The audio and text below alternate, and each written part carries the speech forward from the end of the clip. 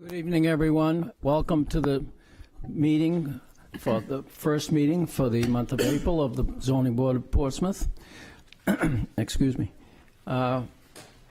Before we go any further, we should explain the ground rules under which we operate this evening.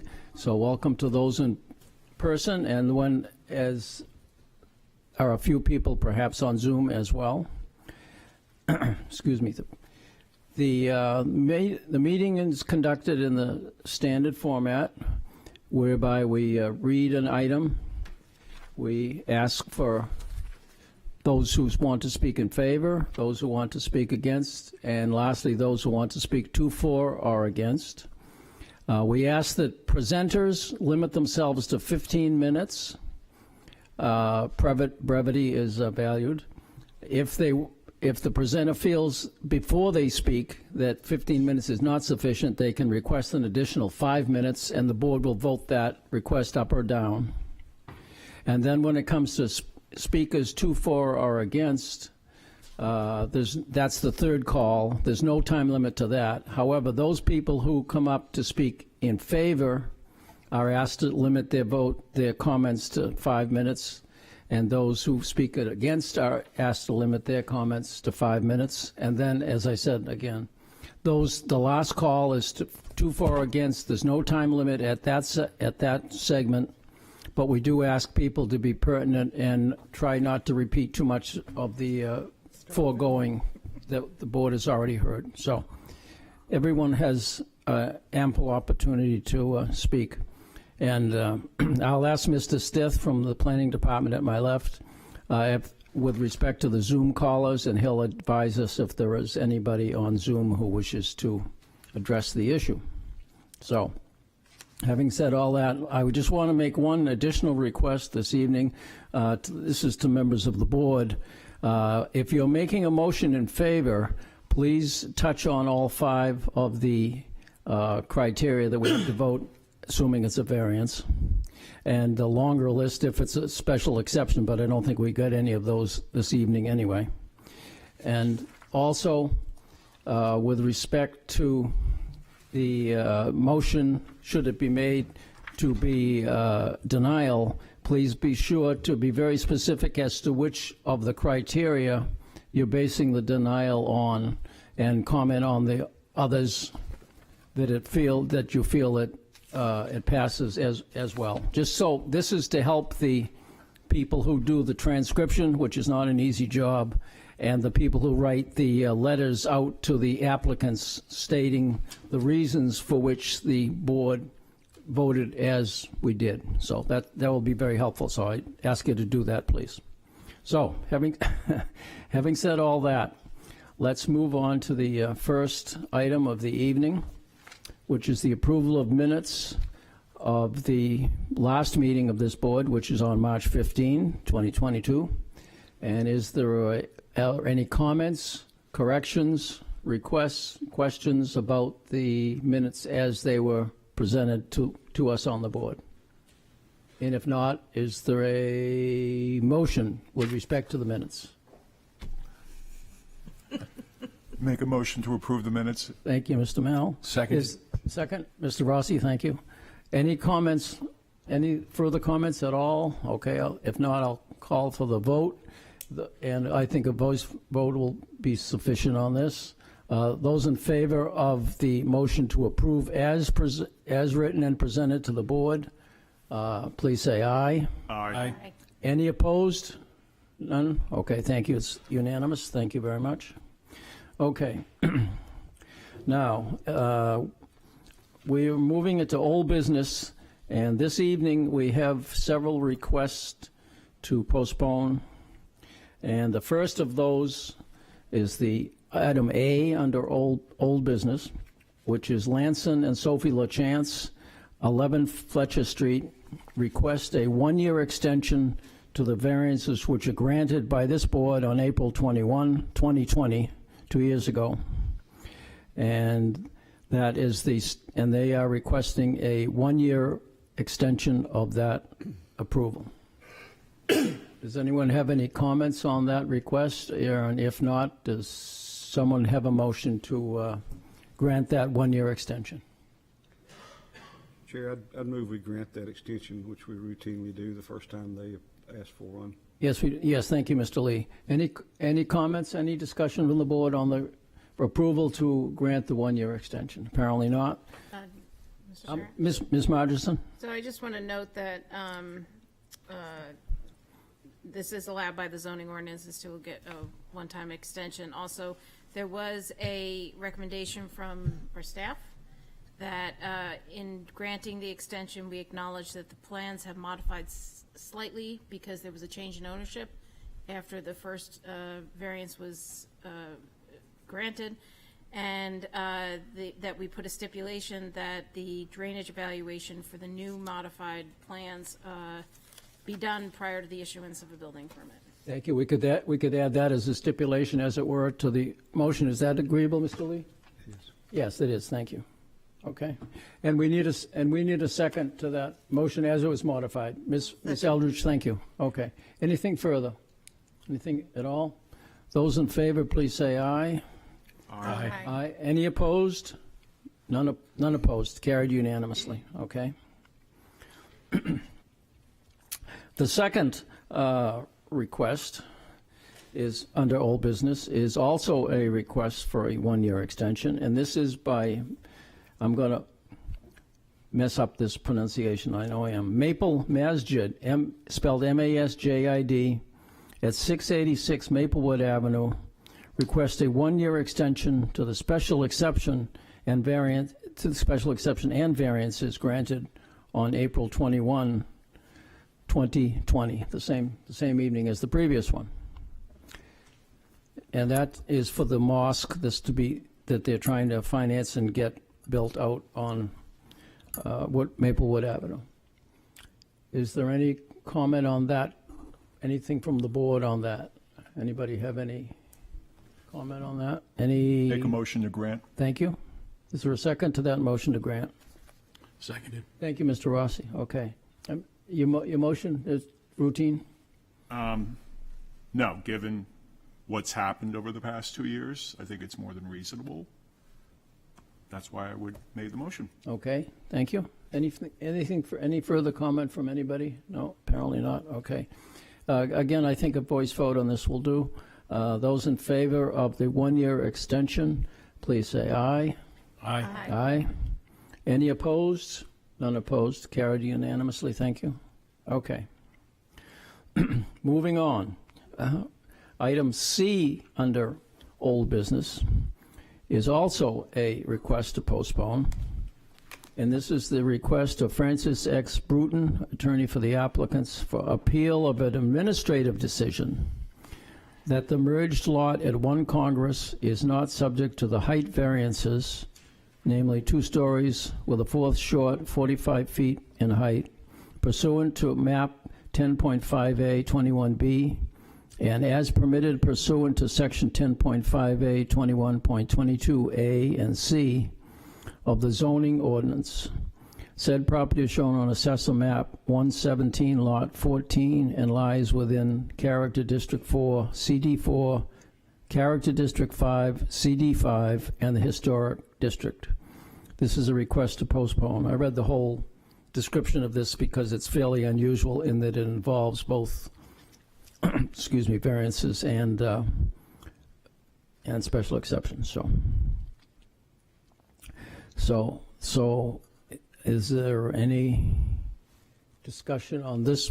This is the first request, I believe, for this one. This is actually the second. It's actually the second. Thank you. And it's actually for the administrative appeal and a variance. Yes. And from Yes. what I understand, this is, I guess, Attorney Bruton and the city attorney are trying to work out. They're trying to clarify the status of Haven That's correct. in court. Okay.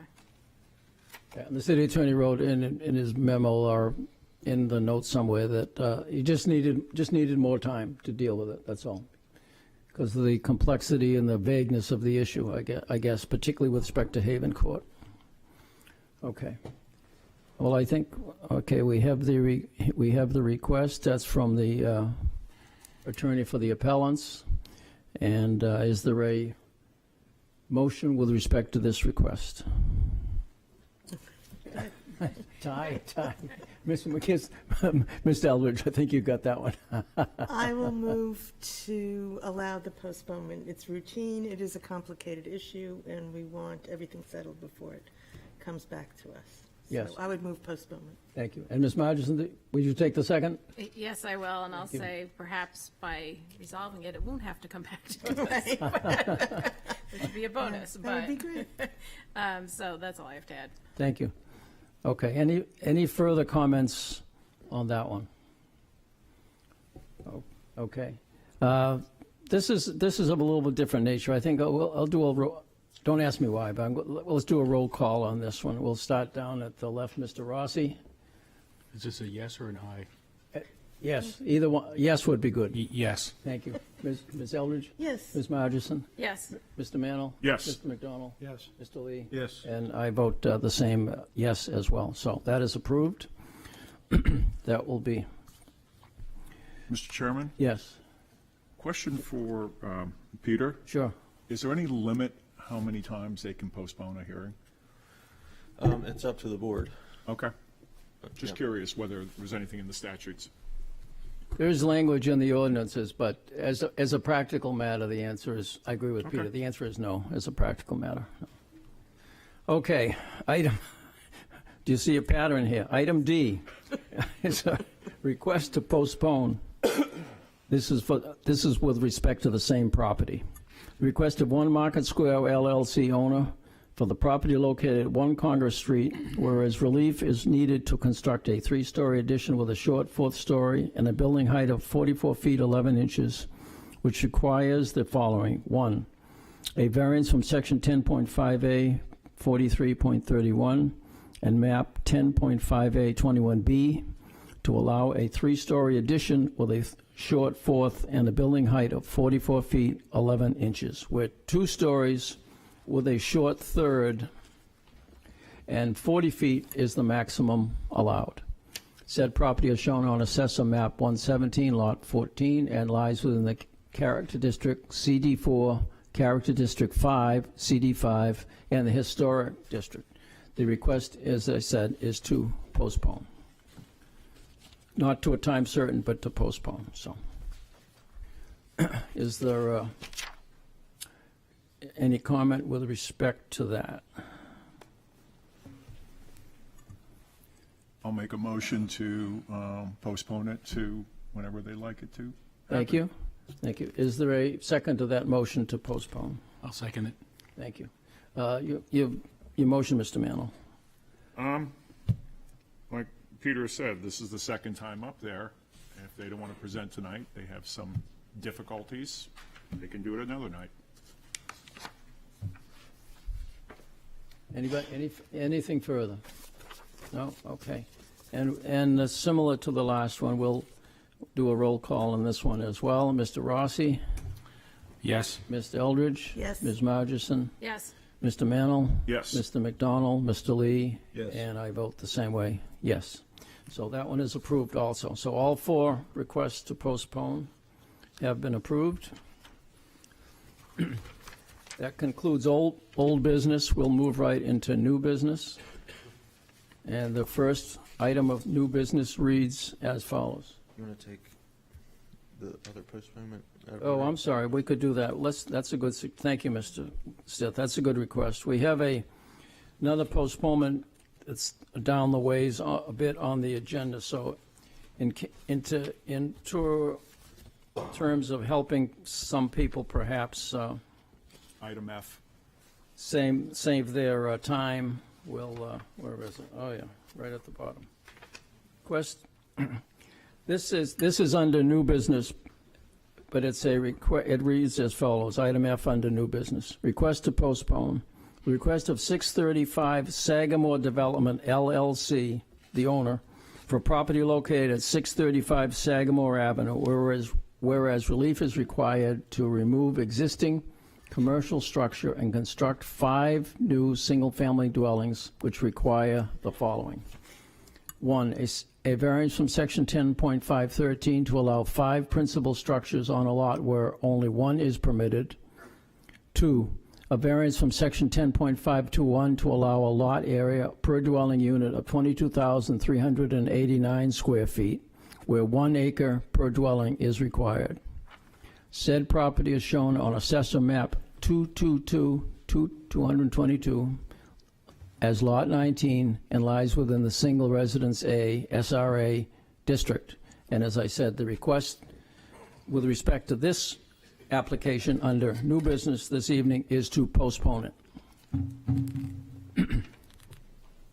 That's at the request of the owner of the property. So, what's your pleasure on this, board? I'll make a motion to grant the postponement. Thank you. Is there a second to that motion to postpone? Ms. Eldridge, thank you.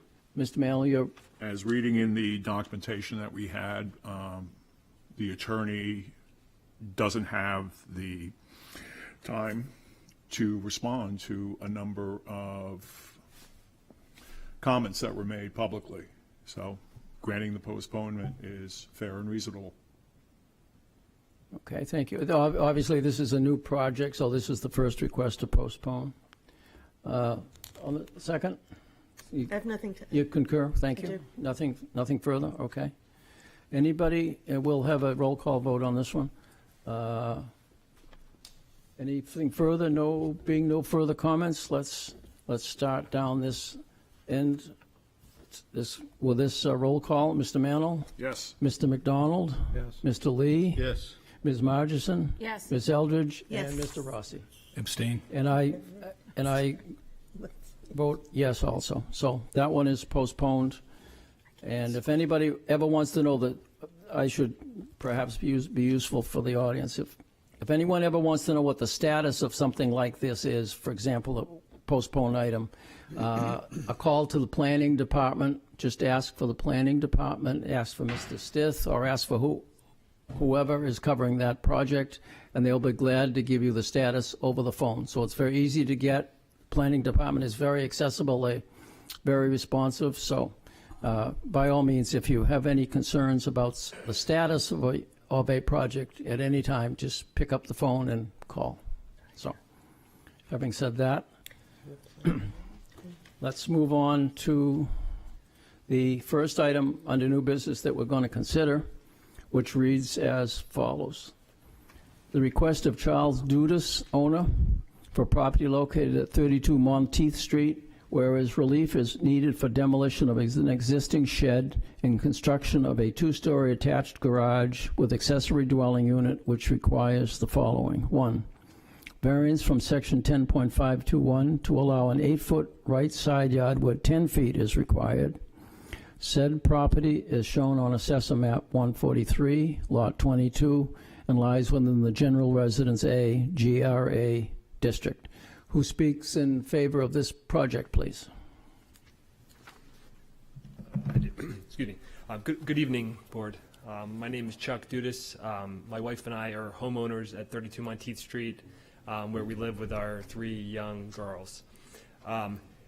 This project does have some history in that in May of 2020, we applied for a wetlands conditional use permit because our property is within the wetlands buffer, and we were proposing at the time, and the project is pretty much the same as it was when we applied for the wetlands conditional use permit, with the exception of a slightly enlarged garage footprint that is encroaching on the side setback. So I can walk through that project. The project as it stands is a demolition of a garage, demolition of a existing driveway, in addition to the primary dwelling unit, and then a construction of a new garage and construction of a new breezeway or connector between the primary dwelling unit and the garage, and also a new shed as well. So all that was done, and the wetlands conditional use permit was granted in June of 2020, and then extension was granted in 2021.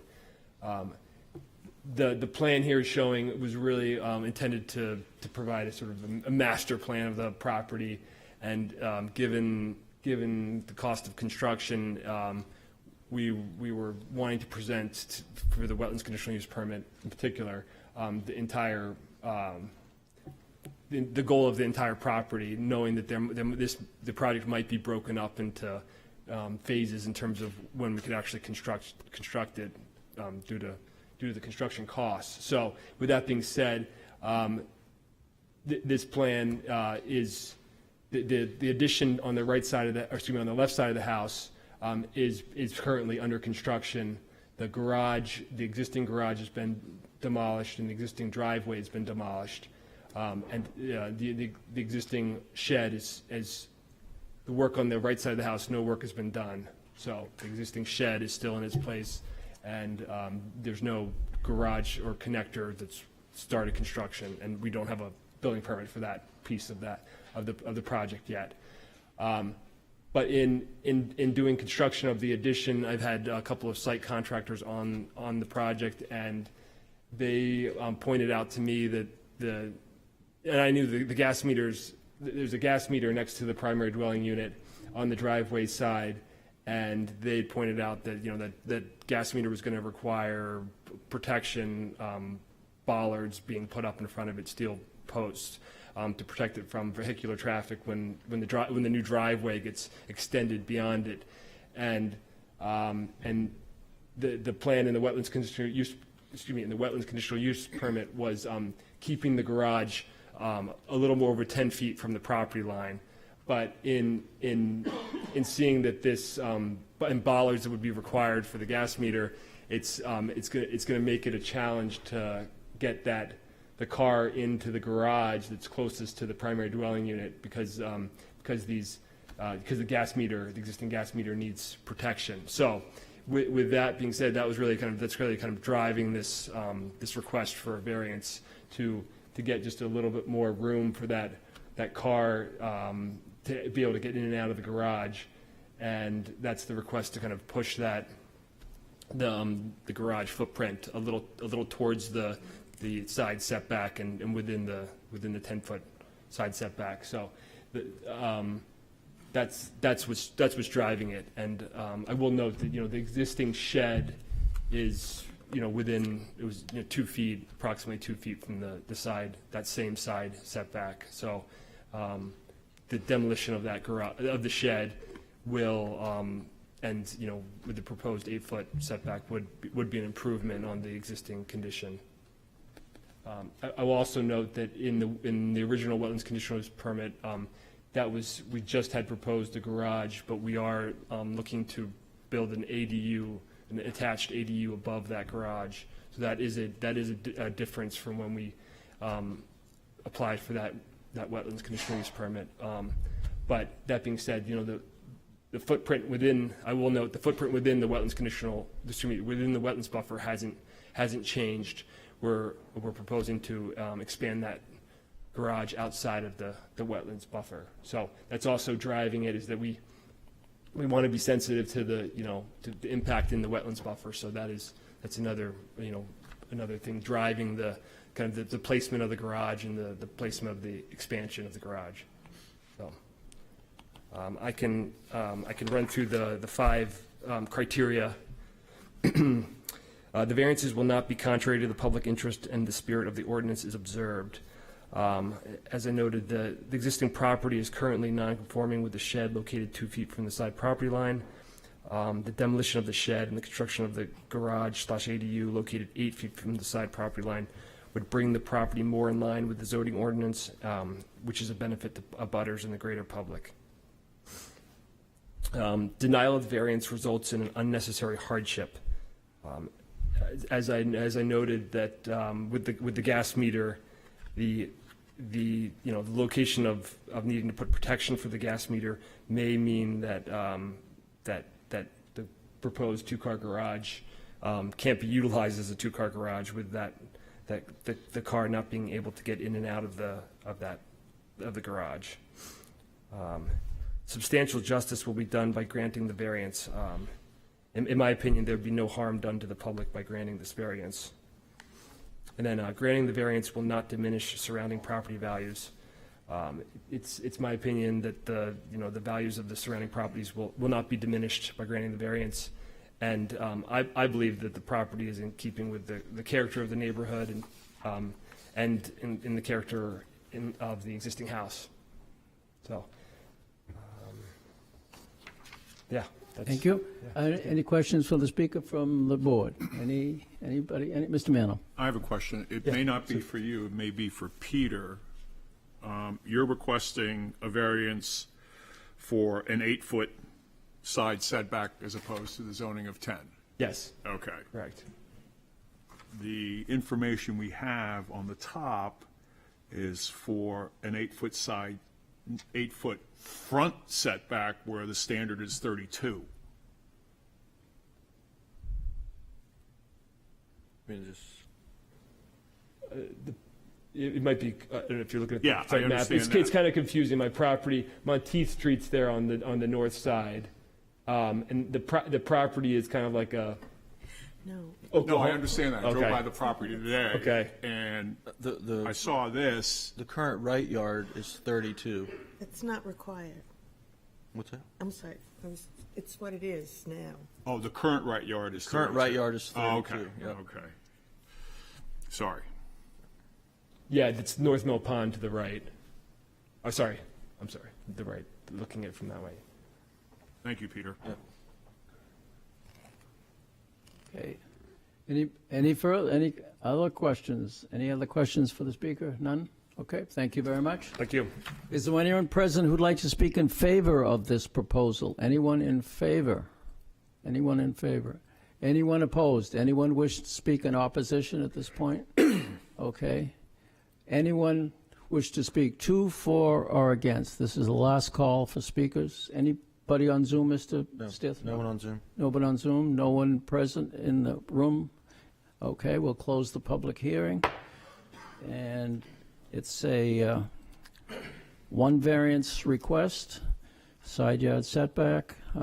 Is there someone has a motion? I will make a motion to grant the variance Thank you. as presented. Thank you. Is there a second to that motion? I'll Mr. second it. Rossi, thank you. Yes. Okay, Mr. Mail, your motion, please. As far as the 5 requirements, the variance is not contrary to public interest. The spirit of the ordinance is observed. Substantial justice is done. It's 2 feet. The values of surrounding properties are not diminished, not at all. And the literal enforcement of the variance would result in an unnecessary hardship. Hence my motion to approve. Thank you. Mr. Rossi, your second? I would just add that there are special conditions on the property, notably the gas meter location, as well as the wetland setback, which makes the proposed location of the garage very appropriate. Okay, very good, thank you. Anything further? Any comments from anybody on the board? No? Ms. Margison, yes. So the actual variance application is for a right yard setback of 8, where 10 is required by the ordinance. That's a very de minimis request, and therefore I'll be supporting this. Thank you. Anybody else? Anything further? Not, I'll call for the question. We'll start down at the left with Mr. Rossi. Yes? Ms. Eldridge? Yes, Ms. Margison? Yes. Mr. Mantle? Yes. Mr. McDonald? Yes. Mr. Lee? Yes. And I vote yes as well. It's unanimous. You're passed. You're all set. I'm happy for this. Good luck with your project.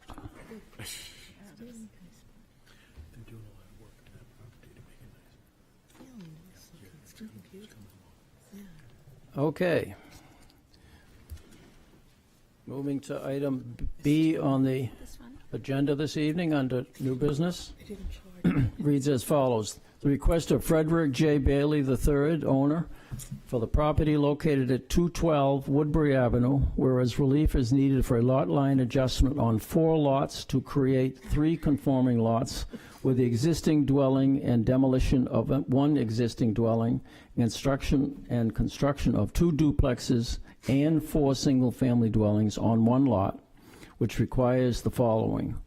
1, a variance from section 10.513 to allow more than 1 freestanding principal structure on a lot. Said property is shown on Assessor Map 175 as Lot 1 and lies within the General Residence A, GRA, district. Who speaks in favor of this proposal, please? Thank you, Mr. Chairman, members of the board. I'm Tim Phoenix from Hopeful Phoenix, Gormley and Roberts here in Portsmouth, down the hill. I'm here with Mike Garapi from Tuck Realty, which is the proposed buyer of the property and developer. Peter has put up the plan. You have our full submission, which includes my memorandum that I'll go through quickly.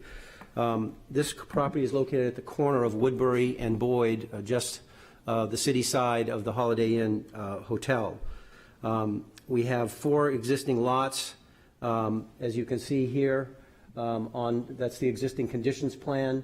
If you want to go to the next one, Peter, and the intention is to change lot lines such that the 3 buildings at the corners, the lower left, lower right, and upper right, upper right and the one below it will all remain on zoning compliant lots. The remainder of the lot, which is comprised of about 60,000 square feet, we're proposing an 8-unit condominium complex with 4 standalone units in the northwesterly corner and 2 duplex units that will be accessed, from Boyd Road. One of the ways we're doing that, Peter, if you can go back to the existing conditions, is the building in the corner, in the lower right corner, which exits onto Woodbury Ave, will be removed, and the Woodbury Ave curb cut will be eliminated in favor of the curb cut off of Boyd Road to access all 8 units.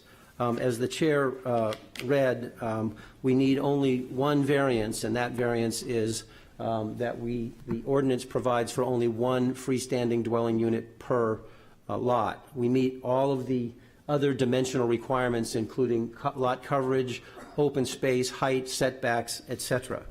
This will also have to go through TAC and Planning Board review for approval. If you would go to the photographs, Peter. Number 3.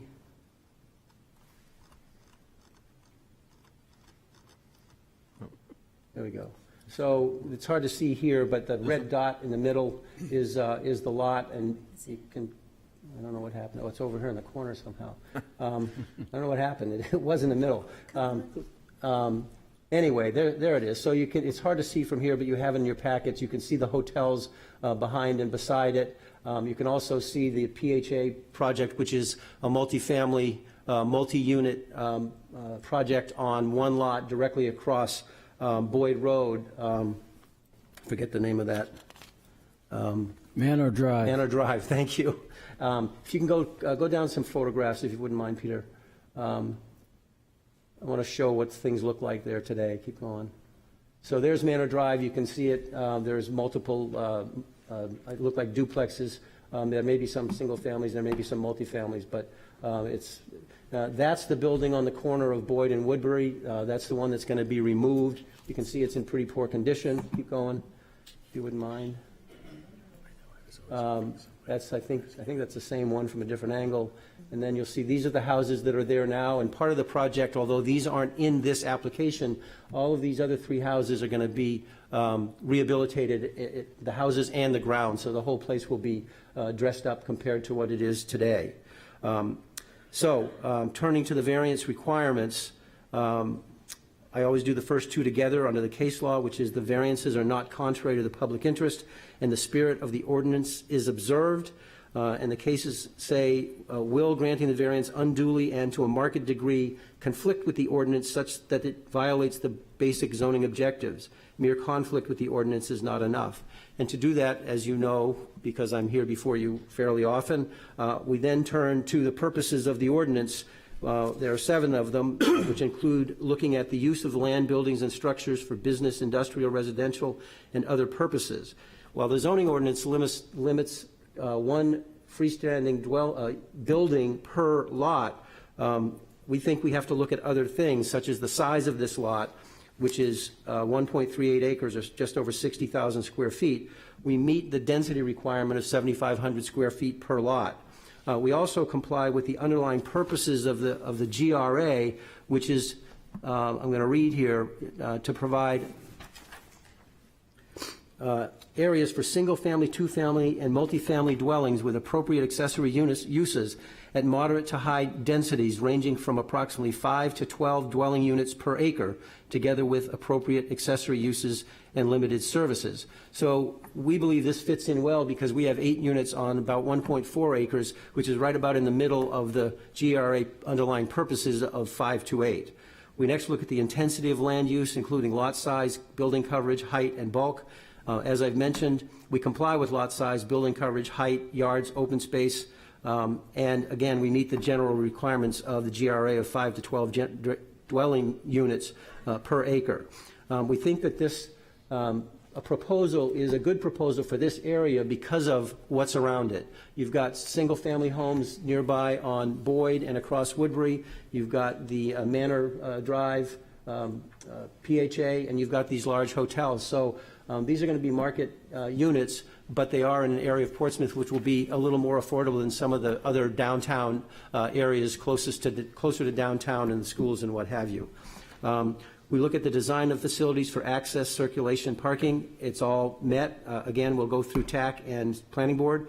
Impacts on property of lighting, noise, vibration, runoff, again, will be looked at through the planning process, but these are single-family homes, so shouldn't be a problem. Preservation and enhancement of the visual environment. Peter went through the proposed architectural elevations and floor plans, and we believe they are quite aesthetically pleasing. What I call the derelict building, that old one on the corner, will be removed, and all of the grounds will be upgraded. So we think that the visual environment will be enhanced. Preservation of historic districts. We're not in the historic district. And then the preservation of natural resources, and we think since we meet all the requirements of the ordinance, except the one building limitation, that we're protective of natural resources. So then the case law says for those first two, would granting the variance alter the essential character of the locality? It's what I call eclectic. Right now you've got those four buildings, some of which are in total disrepair, some of them need rehab. You've got the single families nearby, you've got some multifamily, or duplexes at least, many more than one building on a lot across the street, and then you've got the hotels, and beyond those, the traffic circle, et cetera. So tearing down one building and replacing with these 8 units is not going to negatively affect the character of the locality, since we meet the density and all other dimensional requirements. Neither will we threaten the public health, safety, or welfare. Everything will be built to code, and as I mentioned, even the existing 3 remaining will be brought back to life, including their grounds. The third of the 5 variance requests is granting the variances will not diminish surrounding property values. Because we are cleaning up the area, removing that one old building, moving the access from Woodbury onto Boyd Road at the beginning, which is essentially across the street from the Manor driveway, are not going to diminish property values. We're going to upgrade the whole area, which we think will have a positive impact upon surrounding property values compared to what's there today. The fourth requirement is the hardship. It's a 3-pronged test, as you know. The first is the special conditions, distinguish the property from others in the area. Usually I'm in here saying this lot's smaller than the zoning ordinance requires, and we can't do anything about that. It's been that way for years. Here we've got a lot that's larger than the ordinance requires at 7,500, larger than many of the other single-family house lots around it, and is somewhat in keeping with the size of the lot that is across Boyd, which is the housing authority, which has multiple units on one lot. And then you have the hotels behind the building, which have an effect on its overall value. So we believe that the parcel size and its location near the hotels and the duplex project across the street combine to create special conditions. Then we look at whether there's a fair and substantial relationship between the public purposes of the ordinance and its application in this instance. So what are the purposes of one freestanding dwelling unit per lot. It's to prohibit overcrowding, to allow for air, light, separation between neighbors, sight lines, and stormwater treatment. So since we meet the density requirement of 7,500 square feet per unit, and meet open space and all setbacks and height requirements, there is no overcrowding. We just have a large lot that could stand to use a number of dwelling units in the condominium form of ownership on it. Since we have the Manor Drive development project and the 2 hotels and a diner, we think that granting the variance will violate none of the underlying purposes of one's freestanding dwelling unit per lot, and in doing so gives, as I mentioned before, the ability for families to move into Portsmouth in an area where it will be at least a little bit less expensive than if you're trying to get closer to downtown. The final requirement for hardship is the proposed use is reasonable, and the law says if the use is permitted, then it's deemed reasonable. This is a residential use in a residential zone, so it's reasonable. And finally, the 5th of the requirements for a variance is that substantial justice will be done by granting it. And the test is if there's no benefit to the public that would outweigh the hardship to the applicant, this factor is satisfied. Any loss to the applicant not outweighed by a gain to the general public is an injustice. I go through the constitutional language as I usually do, but the bottom line is, because we meet all setback, lot coverage, open space requirements, because we abut a large apartment complex, because we abut 2 hotels and a diner, and there are other single-family dwellings nearby on lots that are, on average would be around the 7,500 square feet per unit, this is not going to cause any harm to anyone in the public. We think it is a good thing for Portsmouth and a good thing for this area, particularly compared to what's there today. On the other hand, if it's denied, then the owner of the lots who wants to sell it to us will not realize quite as good as a return. The developer will not be able to develop it as proposed, and some 8 families, current or future families in Portsmouth, will not have another choice of a place to live in Portsmouth, relatively close, at least biking distance to downtown. So for all of those reasons, we think this is a really good project for this area of town. We think it's relatively modest. The homes aren't huge. They fit in well with the neighborhood, particularly with what's surrounding it, and we hope that you will grant the variances to allow this project to go forward. I don't know if Mike has anything he wants to add to that, but that's all I have. Sir, we're both here to answer any questions you may have. Okay, thank you. Any questions from the board? Mr. Mantle? I got a question. Good evening, Tim. I don't know whether it's you, it's a technical question, or for Peter. The application is for 212 Woodbury Avenue. I mean, as opposed to something Boyd? Well, it says 212 Woodbury Avenue, and there's 1 lot on 212 Woodbury Avenue. I see the design, so on and so forth. You're Was just that an oversight? Did the city, well, I'm not shouldn't gonna, have been the application 212, 214, and 216 Woodbury Avenue? Well, I won't blame that on Peter. I'll take responsibility for that. I think that you're probably right. They probably all should have been listed. I guess we all missed it.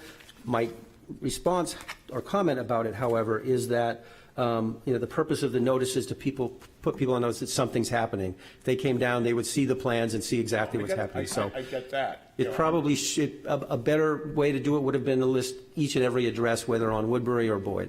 Because when I was driving around today, looking for 212, I'm very familiar with the mansard roof house, and then I'm looking at this, and I'm like, okay, you have, a 3/4 acre lot that runs down Boyd Road. Are you cutting up that lot? And then when I looked at the plans, I realized it was 212, 214, and 216, and I don't know if that's a problem.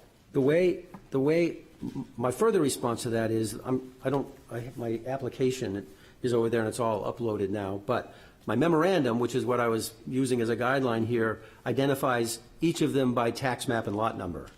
I don't know if the notice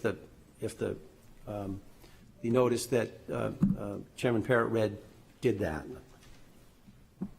No, like I said, I didn't, when I went around, because I always do, and realized what the property was, and then I just holding the new business, and I couldn't figure out without looking at the map what, you have one lot and you're doing it into 3 with an existing structure, and I was trying to figure out what's the existing structure, because that's coming down. And then I went back to the map in the application, realized it's 3 lots that you're trying to make into 4. Right, so, I mean, this might, hopefully this will clarify. Oh, I thought I already did. Mike Garapi with Garapi Planning Consultants here on behalf of Tuck Realty. So hopefully this clarifies the notice requirement, if that's the question, because really we're here tonight to talk about 212 Woodbury as reconfigured per our plan. We still have to go to planning board, obviously, for a lot line adjustment plan, subdivision plan, but it is strictly just 212 we're talking about tonight, because 6 Boyd, 214, and 216 are going to, they don't require any relief from zoning. So if that helps, hopefully it does. Basically, what I'm trying to say is if you go forward, you don't want a technicality to sink you. Correct. No, as we go forward through planning, we'll have to, all of the, well, at least 3 of the lots will have to be on record as Right, when the notice. when the subdivision application comes through, it would include all the parcels. Correct, correct. But Paul, I think your home point is well taken. The 60,000 square foot lot is connected to the address on the corner, but it's taking some of the land that used to be with the other lots to create it. I understand everything. Yeah. I was just questioning that, that's all. Okay, thank you. Anybody else, anything on this? Anybody question on that? Ms. Margison? Yes, thank you, Attorney Phoenix. So this is, I think, a question that just sort of, it's good to get on the record, but you're going to planning board. So you're subdividing this, correct? Yeah, in the form of a lot line revision, but yes, it requires subdivision review by the planning board. Okay, so if you subdivided all of these into lots, wouldn't you not need a variance? If we tried to subdivide them into lots that would hold either a combination of duplexes and/or single-family on their own lot, yes. Then you would not need a variance. No, we would need a variance because there's no way we can do that because of road frontage and access and setbacks and all that if you do it that way. And that's because you're sort of tucked in behind Boyd and Woodbury. Exactly. So what we've tried to do here is take advantage of the fact that we have a lot that meets all of the density requirements that the Portsmouth sets up, but the way it's, where it is and the way it's located with Woodbury, Boyd, and hotels behind it, there's no way to, create cookie cutter lots that each have whatever, 100 feet of frontage and all that, Okay, it's landlocked, basically. essentially. Yeah.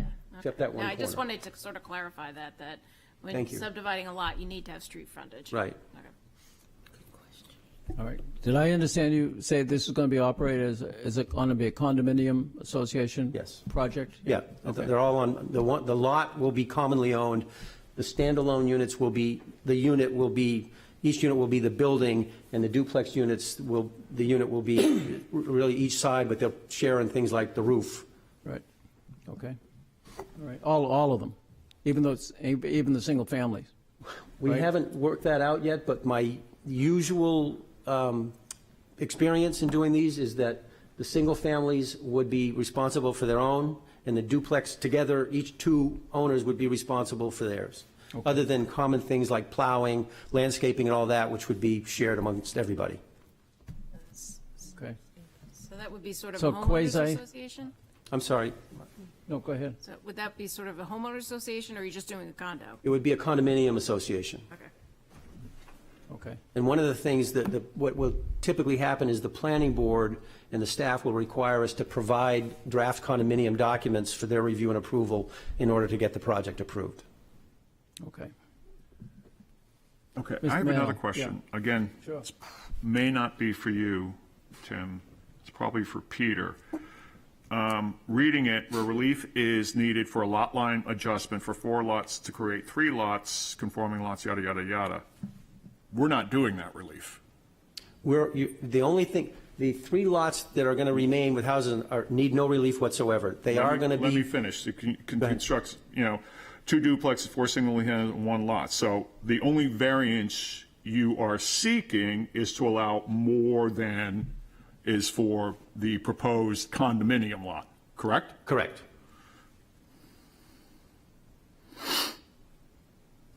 Wouldn't the process have the lot cut by the planning board first? No, in my, Just, Yeah, you know, not necessarily. in my okay, just a experience, the question. planning board will say, we can't approve your subdivision because you need variances. Go get your variances okay, first and come okay. back and see us. Mr. Mayor, just for information, just for discussion, this has come up many times. There is no required sequence. Understood. If you- no matter how many boards an applicant has to see. there's Understood. no- it's your flavor of ice cream. You can The go only where reason you I- want first and second. The only reason I asked, we're asked to grant a variance on a lot that doesn't exist. Yeah, that was my sense Okay. when I read it, yes, that they had, Okay. yes. So that's another very good point. We would submit that if you are inclined to approve this, that you make a condition that the subdivision approval is granted by the planning board, which we have to do anyway, but it would clean up the record. Okay, thank you. Good point. Mr. McDonald? Did you say earlier that you still have the planning board and the TAC together? Yes. Okay, so a lot of the nitty-gritty details are going to get ironed out there. Things like road construction, building location, making sure we comply with height, stormwater, all of that will be reviewed, first by TAC, so all the department heads will comment, and Peter, I think he chairs that now, but fire will be there, planning will be there, public works will be there to address any issues such as construction-related issues, where's your water going to go, where's your sewer, where's your electric, and all of that, and they will also look at how you're dealing with the grounds, and, as I mentioned before, how you're dealing with condominium documents to protect the future owners. Thank you. Okay. I have a quick. Yes, Mr. Ross. I have a quick question for you. When you make an assertion that it's going to provide moderately cost housing, on what basis do you make that assertion? I don't know what that price is. I don't think that's been set up, but, we all know that housing in Portsmouth is quite expensive, and the closer you are to downtowns, like in the Richards Avenue, area, they're very, very expensive. So I think I'm right on this. If you have houses that, I'm making the number up, that if this house was down on Richard Avenue, it might be close to $1 million. Well, when you put it here in an area that's not as totally residential as Richards, it's going to go for a more modest price because of the things around it and its proximity, the traffic circle and the hotels and whatnot. I've experienced that personally, meaning professionally, a couple of times on other projects that I've done where subdivisions were granted and variances were granted to allow homes on lots. The most recent I can think of is on, I forget the name of the street, Northwest Street. It's over by the bypass. It was subdivided, and that house isn't going to sell for as much there as it would, over off Richards somewhere. So it's whatever the market will bear, but because of the location, you don't think it will bear as much as a prime or premium location. That is my experience. I'm not a realtor, but that is my experience, and that is the basis of my comment. Are the two, not the house that's going to be torn down, but the other two, are they occupied now? I don't know. The 3 houses that are there? Should have a microphone over there. Yes, the other 3 houses are currently occupied. The house to be torn down is unoccupied, for obvious reasons. And those houses are going to be renovated, right, the occupied ones? The homes and grounds are going to be renovated, yes. So the expectation would be that they'd be more expensive to live in after this than previously? Than they are today, yes. I don't know, I've never been inside them, but you can just see from the outside pictures, they're relatively dated, so it's going to take some what I call serious investment to bring them up to current 21st century standards. Thank you. Okay, anybody else? Any other comments at all at this point? Okay, thank you. Thank you. Anyone present who'd like to speak in favor of this proposal? Anyone in favor? Please come up. And for the record, your name and company or address? Anybody? Anybody? Yes, please. Good evening. Good evening. John Baldessari, 121 Boyd Road. I'm considered an abutter.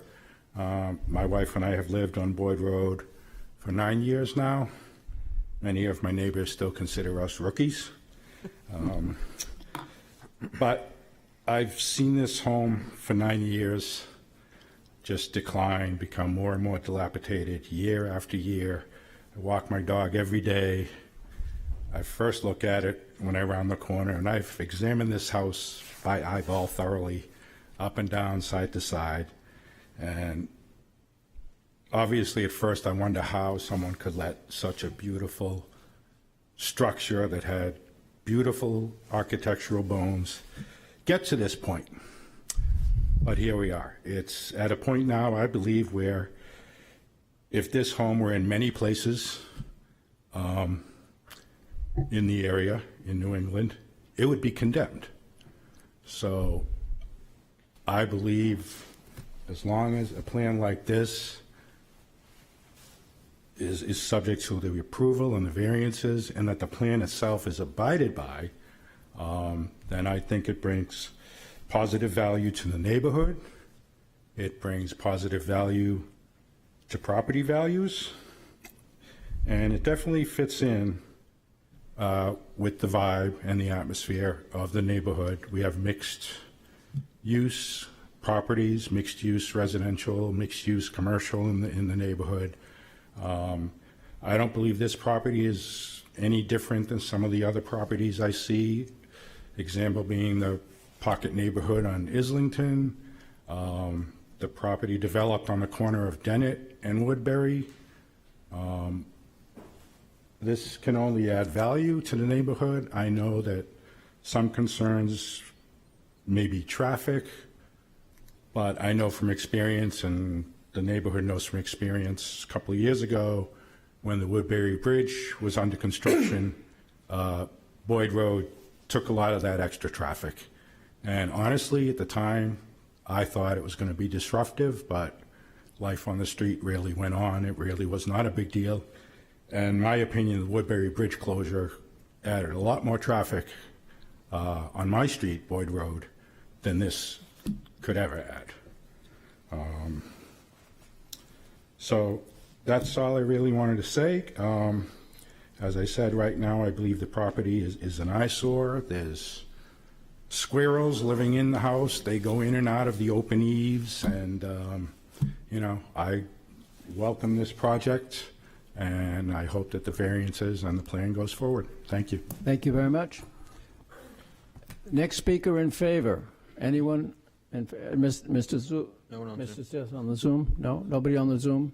Nobody present? Nobody present wants to speak? Okay. Is anyone present wish to speak in opposition to this proposal? Anybody in opposition, please come up, and if we could have your name and address, please, for the record. My name is Sharon Kempe. I live at 55 Boyd Road. Thank you. My family has owned that home since 1967, and he is a rookie because that house on the corner of Boyd Road and Woodbury Ave was a beautiful duplex, and Bailey's family has owned that house for 16 years and let it get to the condition it is right now, so that everybody will come up here and say, yeah, tear it down, it's an eyesore. If they would have taken care of the home when they bought it, it wouldn't be an eyesore. And there's nobody from 6 Boyd Road or from 214 or 216 that's going to come up here and fight this because they're renters and that he owns those properties, and they are not going to say, no, we don't want 4 houses in our backyard, 4 condos, I'm sorry. They're not going to, because they rent there. They don't want to go against who they're paying their rent to. I don't like the fact that they are going to have this funnel onto Boyd Road and be right across from Manor Drive. Boyd Road does not have any sidewalks. Woodbury Ave has sidewalks. If they want to funnel this, funnel it to Woodbury Ave because they have sidewalks and Boyd Road does not. Manor Drive has no multiple family units. Manor Drive was built in 1963 for elderly housing. And we all know that Portsmouth has changed and that now it is mixed with the people that are disabled along with elderly housing. So that would create, I feel, a hardship on them to have more traffic that they have to deal with when they're leaving their homes at the end of Manor Drive. I also feel very, very sure that if they want to tear down 212 that was a duplex and put in a duplex, I'm all for it. Go ahead. That's your property. You want to tear the house down and rebuild a great another duplex? Go ahead. But I am against taking down one duplex and putting in two. That's too much for, I feel, for our neighborhood. They want to turn 3 parcels into 8 condos. The math doesn't add up to me because these are all single-family homes that are there now, and they want to split it up and make condos. And we live in a neighborhood like that has been pointed out. We have to deal with, you know, the hotels that are on either side, and I know that it's their property and they have a right to build on it, but I don't think that they should be putting in a condo association right there, because these are all, and have been ever since I've lived there, single-family homes, except for 212 was a duplex. And I just think that it is going to change the value of our homes. It will affect it, because he pointed out they're dated homes. I've been in every one of those homes, and they're nice homes. But if they want to go in and change those homes all along that whole corner and then say that that's not going to affect the value of our homes that are right across the street, I disagree, because we all know that Portsmouth is changing, and we all know that they are going to try to get as much for their money as they can. It's a business deal. We all want to do that. But from my side of the street, I would like that to stay single-family homes. I would like that to be a one-for-one. If you want to tear down a duplex and put in a duplex, I'm all for it. But you want to tear down a duplex and put in 8 units, I'm not for that. That's not what I think is conducive to single-family homes. And again, I just think that we need to take in consideration the people that live on Manor Drive. Those are not multiple family homes. Those are single units. There's 4 units there that have 2 bedrooms. All the rest are single bedroom units. These are elderly and disabled people living there that are going to have more traffic funneled to them, which is not right. And it's going to be more cars going up and down Boyd Road that has no sidewalks. So, you know, somebody that's walking their dog is going to have to deal with more cars. And he even said that when they did the construction of the bridge, we had to deal with more cars. And in a normal circumstance, we don't have to. You know, we're tucked behind the motel, and we do get some traffic, but not a lot. And I don't want that to increase for the people in my neighborhood, because we want to be able to walk around and not have to worry about more cars. And I don't think that it's going to help the neighborhood. I think it's going to hurt as far as making condo association in neighborhood that's already dealing with the construction that's down over at the end of Bartlett Street that has caused so much traffic that we can't get through those traffic lights anymore on the end of Borthwick Ave. All those apartments have already changed the dynamics of our neighborhood. And then this is going to change more. And so I stand here and ask for you not to give this variance. Thank you. Thank you.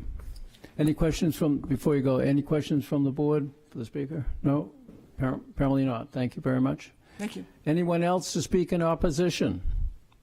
Please come up and your name and address, if you would, please. And if you live nearby, would you kind of give us an indication of where your house is located with respect to the property in question? All right, I'm Phyllis Randall, 99 Boyd Road.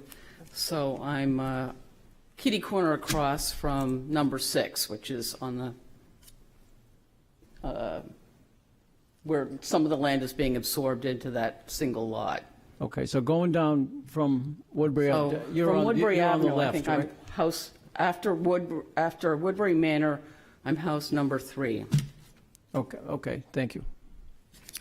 I am not of the opinion that anything would be better than what currently exists at 212 Woodbury Avenue.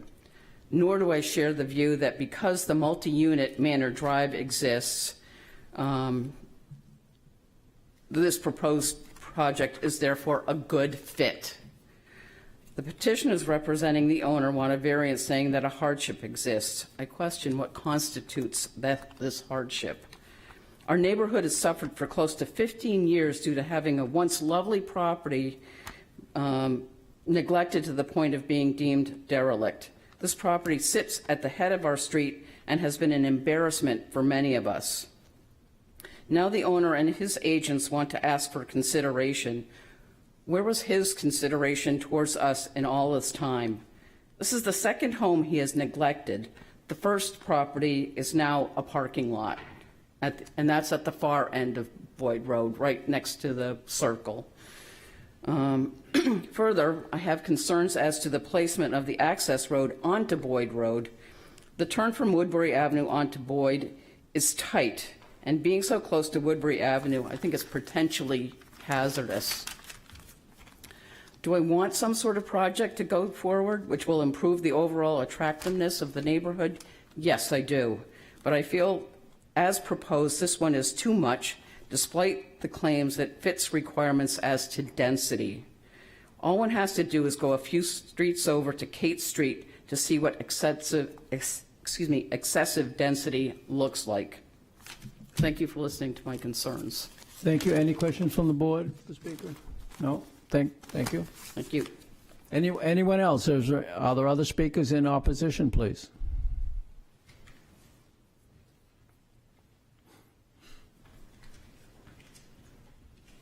Good evening. Good evening. I'm Martin Ryan. I live at 221 Woodbury Avenue. It's the house directly across the street from the property in question here. I've lived there since 1996, and when I first purchased my home, 212 was a beautiful home. And since then, I've seen it neglected and overgrown with weeds and abandoned and just deteriorate over time. And this home, like I said, was a beautiful home at one time. And what I'm mainly concerned is that something does occur, that revitalization of that property does occur, but I can't support what is being proposed.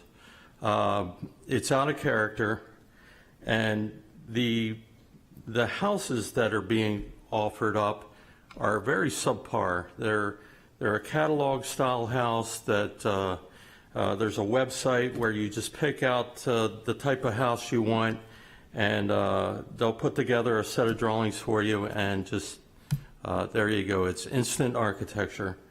Like I said, I don't mind this property being developed. It needs to be developed. I just would hope that we could find a way to table this and come up with a better solution, because right now we're losing what once was a grand house for a very subpar architecture. So I don't really want to kill this project, and I want the developer to make the most of it, but I want the neighborhood to be in consideration when he does.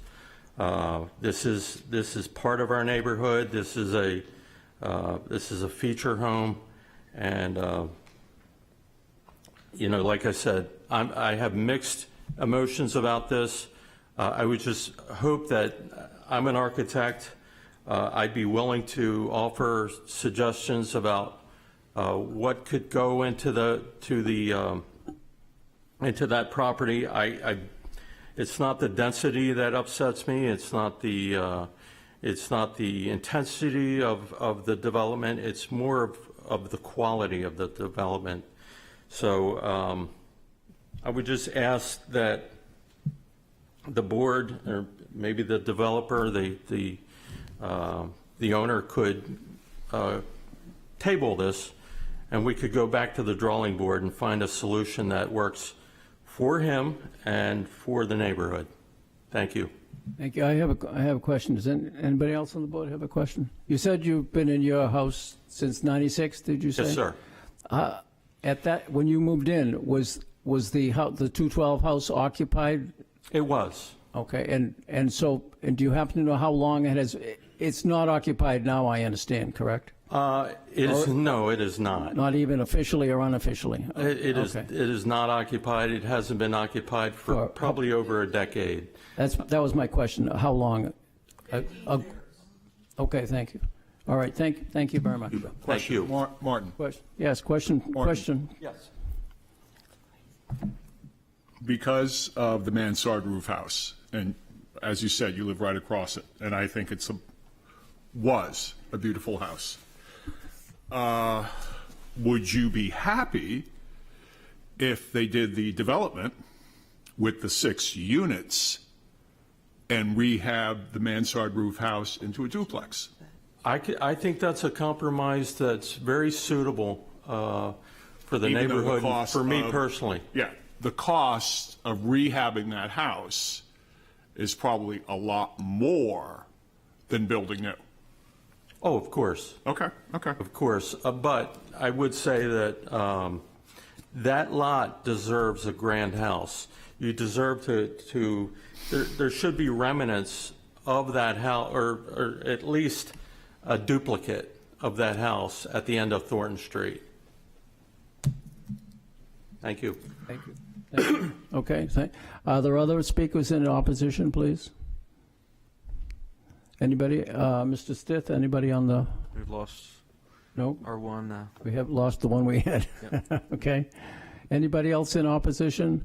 Okay, last call. Now, 2 for and against. Last call. There you go. Thank you, Mr. Chairman. Tim Phoenix again. I'll be very brief. I know you all know it, but I just want to make sure for the record that I've heard the comments about the current owners and how they've treated the property, notably 212, but I just want the public to know we're not the owners who have let this get to this place. We're trying to, if you will, rescue it.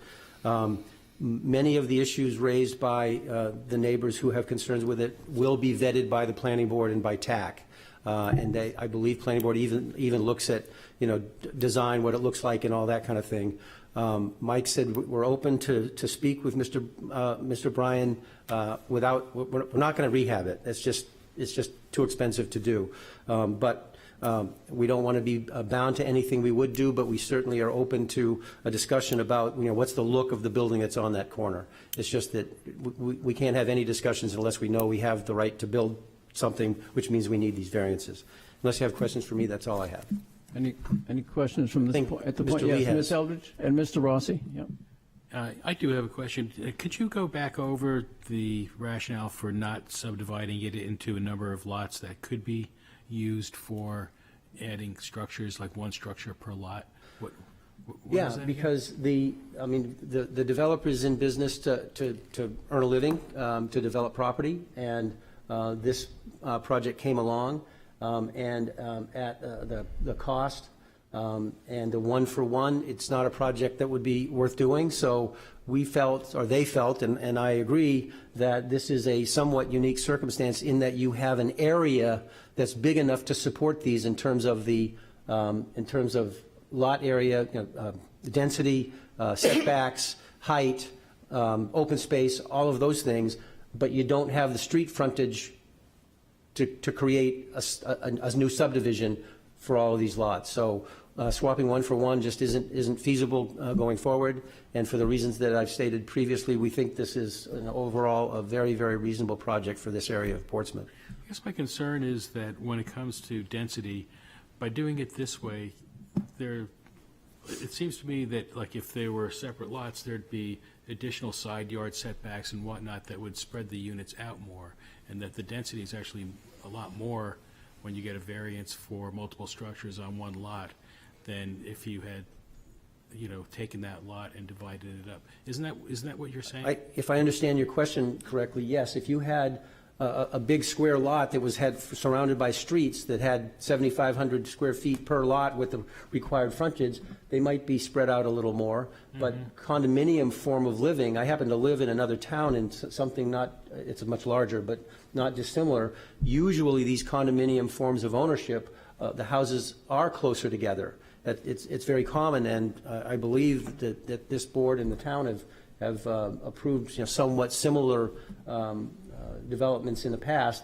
I can't chapter and verse right now, but again, I understand the question, I understand the concerns, but we're looking at a plan. When you get out on the ground, what are they, 30 feet between them, something like that?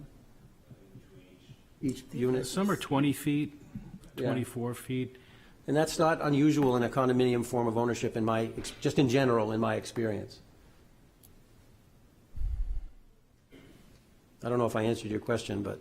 And then traffic-wise, if you go out Boyd Road toward the hotel, like on this map, instead of turning to my right, in other words, instead of turning left I out see. of the driveway, turn right out of the driveway, which is how I got out of there yesterday or the day before. It's pretty much a choke point getting out to the traffic circles. It's kind of like a weird dog leg.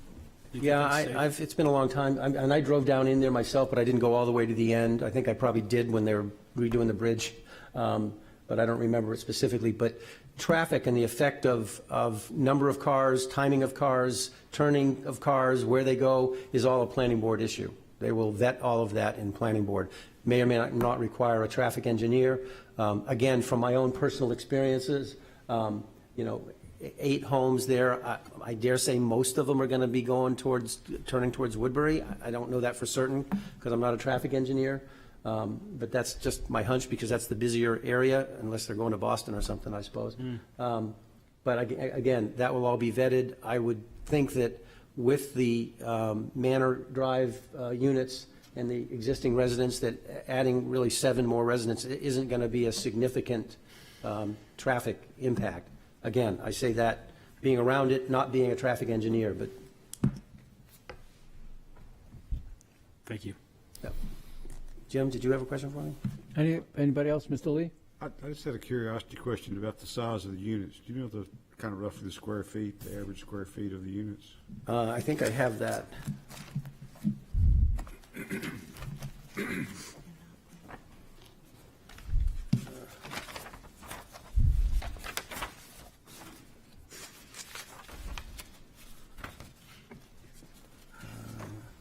Do you know, Mike, off the top of your head? If you don't have it, that's fine. Oh, here we go. The duplexes, living area, second floor is 1,100. Living area, they're about roughly 2,000, 2,100 for the duplexes. The single family is about the same? About the same. That's fine. Yeah, I've got a single family here. No, I don't see the, That's close enough, Tim. Thank you. yeah, a couple thousand square feet. Yeah, that's fine. Anything else?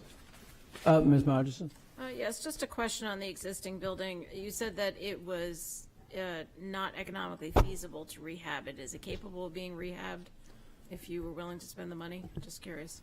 I've never been in it. I see what it looks like outside. I think anything's possible if you want to spend the money. Mike might know better what its condition is. I see it more as, I don't even know if the studs are any good. You'd probably have to take it down to the foundation, but that's just a guess on my part. Do you have anything to add? We didn't evaluate the structural integrity of the 212 residents. We did do home inspections on the other. Excuse me, please speak right into the mic. It's very directional. Sure. Thank you. So we did inspect the other 3 homes, and they're all in good shape as far as structural integrity goes. So the 3 other homes that we intend to keep and rehabilitate are in good shape. They just need some TLC. The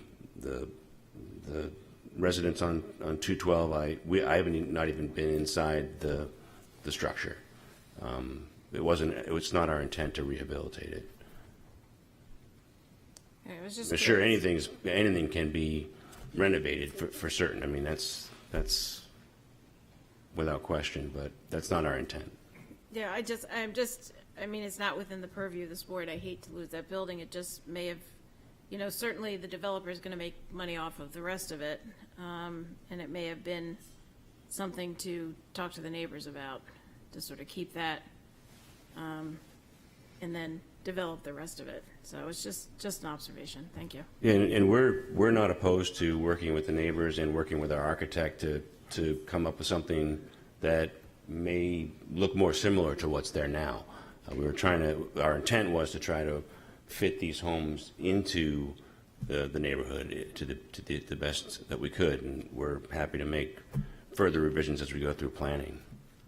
Thank you. Sure. Anything else?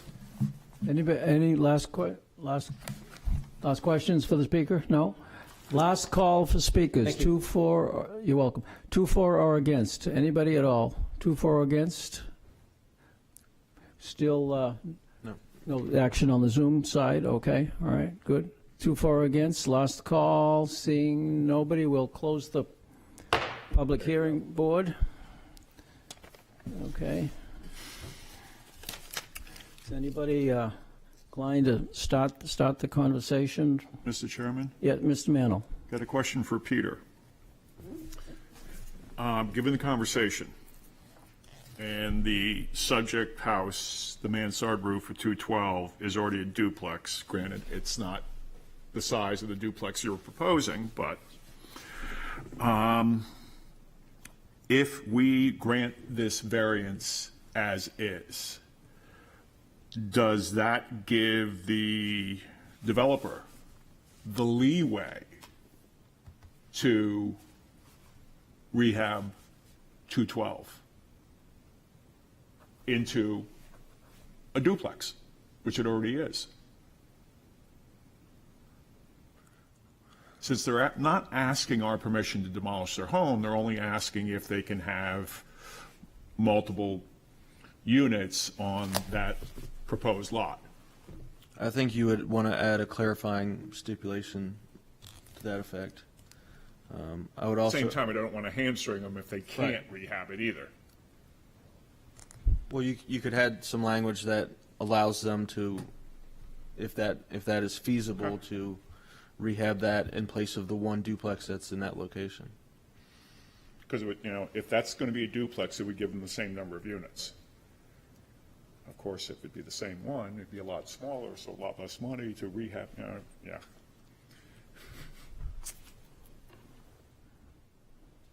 I have a silly question. Do we know, is that a legal duplex on, according to the city assessor? Do we know that or not? I only ask it because a lot of informal things have been done over the years. Just as you were asking that question, Mr. Chairman, Mike was looking it up, and based upon what he sees, is that the tax records? Tax card says it's a single-family home, so. Aha. Yeah. Oh, surprise. All I'm right. not saying it wasn't a duplex, No. but the tax card says. Well, that's what counts, yeah. And that's why nobody lives there Yeah, anymore. that's probably one of the reasons, yeah. Yes, thank you for checking that. They were all related that lived there. They were all family. Okay.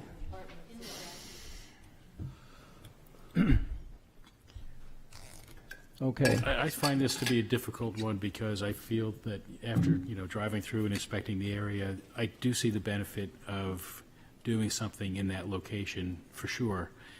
But I feel like there's an attempt here to just cram too much into a very tightly bound and small space.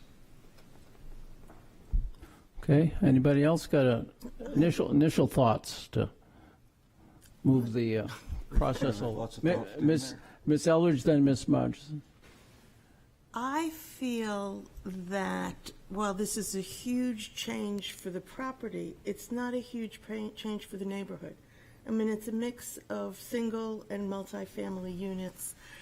And while we keep talking about density, they're on legal lots. I mean, these houses are going to be built on lots that are approved by the city for homes.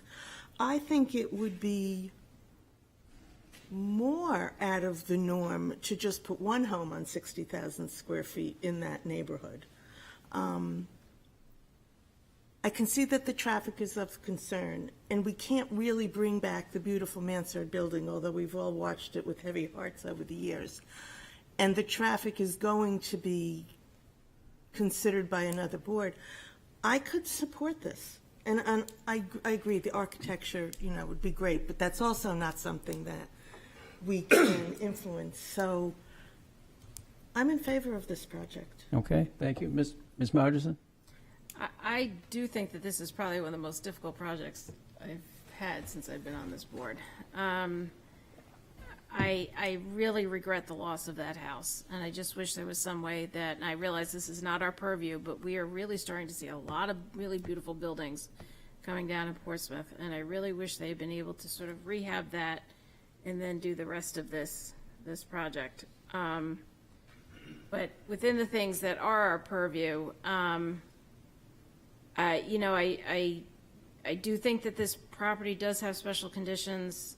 I'm very aware of the impact to the neighborhood. I really am. I think it does have special conditions. I think that multifamily dwellings are allowed in the general residence A district. To one of the abutters' points, this variance is not for. This variance is about having multiple dwellings on one lot.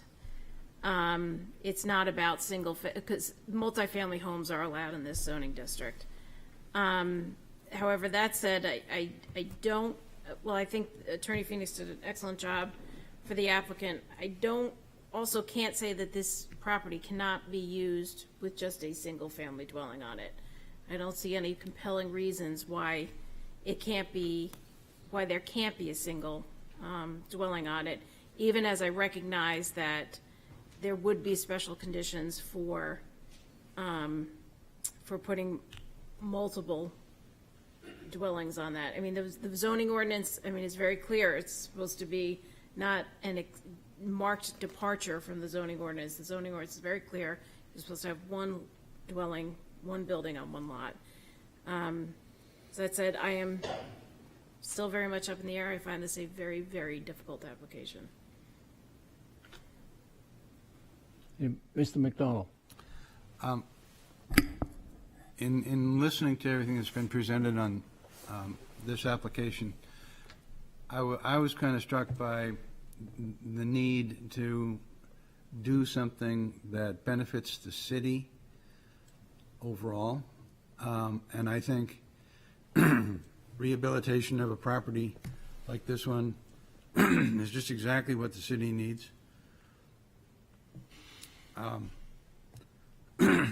Excuse me.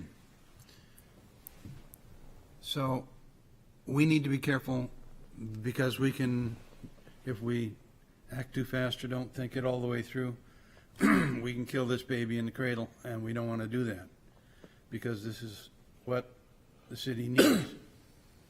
So the process isn't over with this board.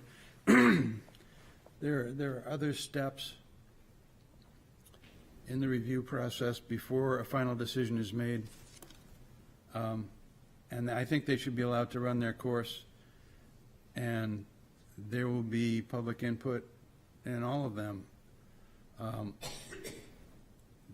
That will hopefully bring this project to the bullseye where it needs to be. So for those reasons, I intend to support a motion to approve this request. And that's really all I had to say. Thank you. No, I'm good. No, that's it. Mr. Lee? I'll wait for the You motion. set? Well, I would just say, I'm really kind of sad, too, that it's necessary to tear down the existing house there. That is a beautiful house, but there comes a point in the life of a house where it goes too far to economically refurbish it into something that's livable. And apparently this house is at that point, and, the economics just aren't there to rehab it. So for that reason, I think this project makes perfect sense to me. Repurpose the lots into a small condominium project, which you're certainly allowed to do, and there'll be ample space between the houses to, for the light air and sun requirement and all that sort of thing. So I'm on board with Ms. Eldridge in supporting this application. I certainly agree with the comments that this is one of the more difficult issues that's been before us for quite a while, and it's very unfortunate that handsome structure, which I share everybody's concern because I've driven by it for years and years and years and said what a wonderful structure that when that was fixed up, what a handsome, well, it still is, building it was, and it's very unfortunate when owners just neglect and have no regard for their own property and the neighbors. And when you treat a house like that, you're affecting more than just yourself and your own pocketbook. You're affecting the neighbors, whether you think about it or not. So, but that's not before us. Unfortunately, there's nothing we can do about that at this point.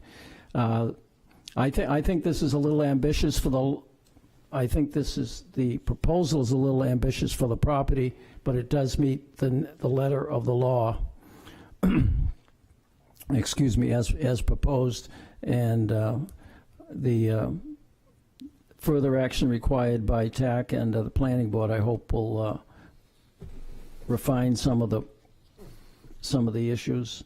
And again, we aren't in charge of appearances and or architecture of the proposed new houses. So, and the zone does allow multiple families, as exists and has been pointed out, and it is very much a mixed-use area with the commercial nearby, restaurants, hotels, and multiple units over at on Manor Drive. So, it's an odd little neighborhood. I really appreciate the comments of the people who've lived there for a long time and enjoy it. But I think I will have to, if there is a motion to approve it, I think I will have to approve it. So, does anyone feel inclined to make a motion either way, with or without stipulations? And I think the stipulations that we had before that it would be fair to say that if we approve it, it is dependent upon approval by the Planning Board, even though we don't need to say that, but it wouldn't do any harm to make that a stipulation as well. So, Mr. Chair, Mr. Stith. I would add that if the board is in favor of them working on different architectural designs, Yes. We have a section in the ordinance that the materials that are presented to the board, such as features of proposed buildings or structures, are deemed conditions of the approval. So if you're open to them modifying the design, that you would just add some language that would allow them to change the design of the buildings if they're open to working with the neighbors. Yes, who expressed the desire to do that very thing. So, yes, thank you. That would be appropriate, I think. That would be another good stipulation. Mr. Chairman? Mr. Mantle. To Peter's point, because we're approving multi-units, could be 2, could be 8. It's up to them. correct? At the planning board. No. No? Well, you're approving what's What's presented, what they applied exactly what's for. We're presented. approving exactly what's in front of us. Yeah. As presented. As presented. So that duplex is going to be on the corner of Right. Boyd and Woodbury. Yes. But there's nothing that Unless- preclude them from doing anything if we approve this, the variance as they applied for it, there's nothing that would preclude them from making changes if they wanted to the appearance or whatever. That's not. Correct. What I'm saying is But the that's planning not- board can say, you got the approval for the variance, we'd rather see a single-family home on that corner, with the same architectural style as what they're replacing. They'd have to come back to us. Well, it depends. I mean, if it's less, so say the duplex went to a single, Yeah. and they only did end up with 7 units as opposed to 8. And if they take that duplex and put a single condo there and put the duplex where the single was in back, We have to take a look at it. I mean, they may have to come Okay. back to us. But if they make substantial changes to the design, because what's presented to you are deemed conditions, including the house designs, where we're running into this quite a bit recently, where you're going to have some coming back to you because they're completely. We have one next week the design is completely changed from what was approved and presented to this board. So if you're open to them working on changing the design by working with the abutters or Mr. Ryan, I would just add some language in there that allows them to do that so that they wouldn't have to come back if they do make those changes. subject to changes and approval by the planning board. But wouldn't they be allowed to do that anyway if we grant the variance without any stipulations? They would be able to make maybe some minor changes, but I mean, if it's Well, what they're applying for is a variance to allow more than one freestanding principal structure on a lot, period. right, but Doesn't say anything about anything. well, section 10.235 of the ordinance says representations made at public hearings or materials submitted to the board by an applicant for special exception or variance concerning features of proposed building structures, parking, or uses shall be deemed conditions upon such approval of a special exception or variance.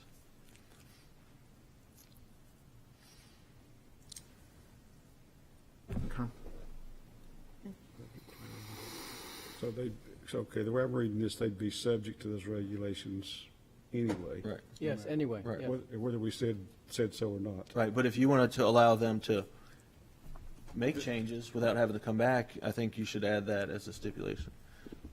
And what would that language look like, or sound like? You would allow the applicant to make modifications based on working with the abutters to the architectural style of the buildings, something to that effect. Peter, I'm Yeah. sorry. But to the architectural styles, it wouldn't change the overall square footage or lot coverage. Right, or- you it could would have to be specify to detailed. stay within the same Yeah, okay, footprint or square footage of what was proposed. okay. And maybe there will be more satisfaction with that if we. Right, and whether they do or not, Right. they could still do what is proposed in this application, or if it would allow them flexibility. Okay. Anybody up for a, incorporate that into a motion? Do we have excuse me, do we have a motion open right now? No. There is no No, motion. you're gonna No make motion on the floor, no. I'll move to Thank you, approve this variance as Okay. presented and advertised. Okay, yes, thank you, Mr. Lee. And anything further on your motion? Well, second. Second? Well, I'll second it. okay. Now we need to add this further discussion we just had. Okay, well, I move we approve this application as presented and advertised. And I'll go through the criteria first and add the stipulation. Okay, Granting this variance is not contrary to the public interest, and it certainly observes the spirit of the ordinance. This is a kind of a complicated project, but I think it's fairly well thought out, and I understand the need to do what they're doing to make this project economically feasible, so that checks the first two boxes. I think this variance would do substantial justice.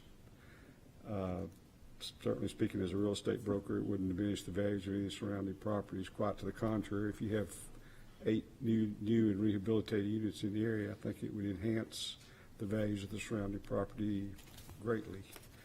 So the unnecessary hardship test, if the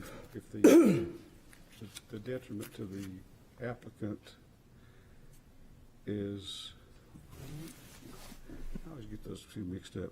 If the benefit to the public is not outweighed by detriment to the applicant, then that meets the special conditions test. And if the property can't be used in a reasonable way in support in conformity to the ordinance, then that would be a special condition. Yeah, the So- first two are and then it's an or. Right. So, to the representations on let's see, certain representations made at public hearings submitted to the board concerning features of proposed building structures, parking usage are subject to regulations pursuant to subsection 10.232 or 10.233 are conditions. And those conditions would be that we'd ask that the applicant work with the neighbors or anybody that wants to give some input to determine if some modifications to the facade of the proposed development would be feasible economically, and if so, to try to incorporate those into the project. So I would add that as a condition of granting the variance. Okay. Mr. Mantle? Everything that Mr. Lee said, you're adding the stipulation about the planning board, correct? No, I didn't mention the planning board. Okay. I would add, with your permission, upon approval of the planning board of any changes, as Peter said, minor. If there's 8 units, there are 8 units. Okay. Looking at this, just the layout, the footprint of the building everybody wants saved is a little bit longer, slightly smaller than half of your duplex that's occupying the same space.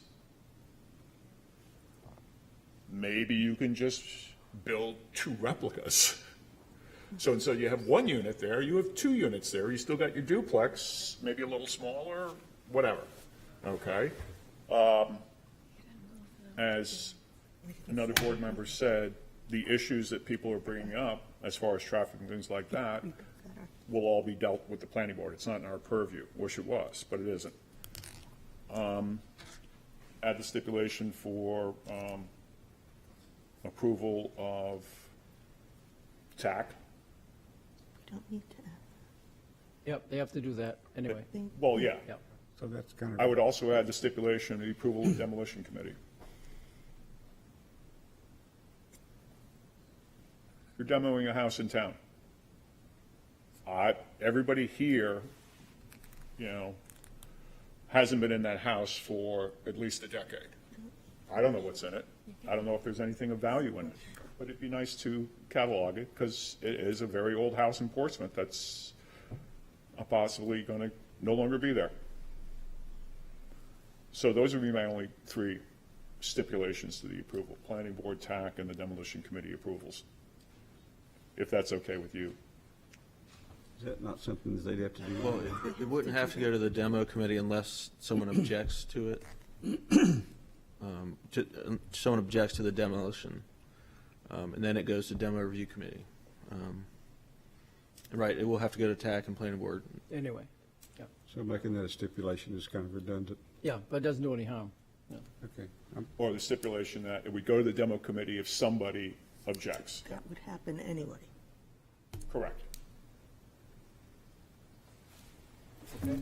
I'm fine with that. You concur? I'm fine Okay, with that. good. Any further comments on the motion to approve with those stipulations that we just went through? Can somebody read back the motion? Honestly, I don't even know what's in the motion now. What do you say? Well, the motion was to approve it as presented and advertised, subject to the representations mentioned in section 10.235. Excuse me, Mr. Lee, could you turn on your microphone? Okay, sorry, I think it was on. I was kind of far, sorry, I was a little far back from it. So the motion, the motion is to approve the application as presented and advertised, subject to the representations cited at the end at section 10.235, which have to do with concerning features of proposed building structures, parking, or usage. And then Mr. Mantle added another stipulation that if there's an objection to the demolition, then it go to the Demolition Review Committee for review and approval.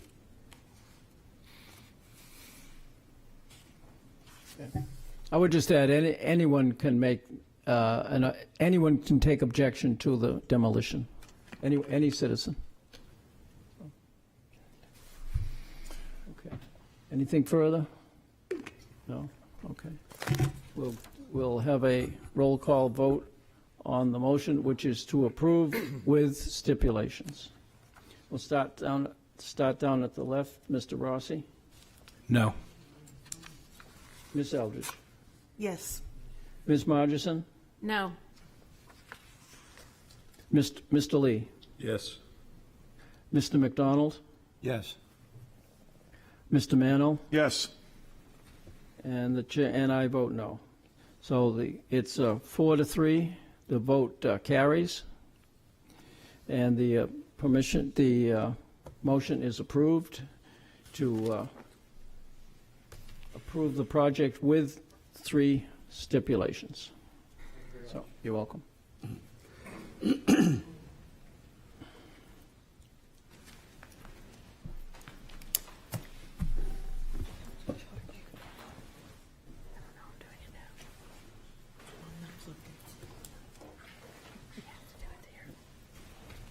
All right. Okay.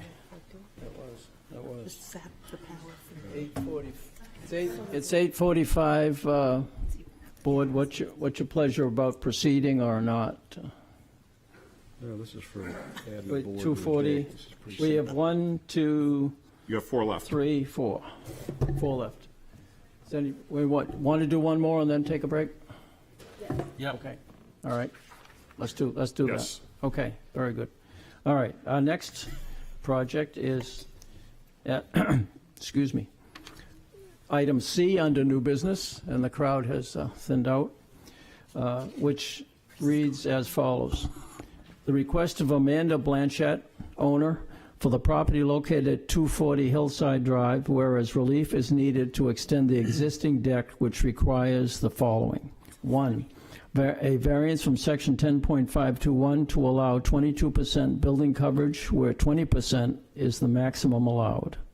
Said property is shown on Assessor Map Lot 233 as Lot 43, 231, excuse me, as Lot 43, and lies within the Single Residence B SRB district. Who speaks in favor of this proposal, please?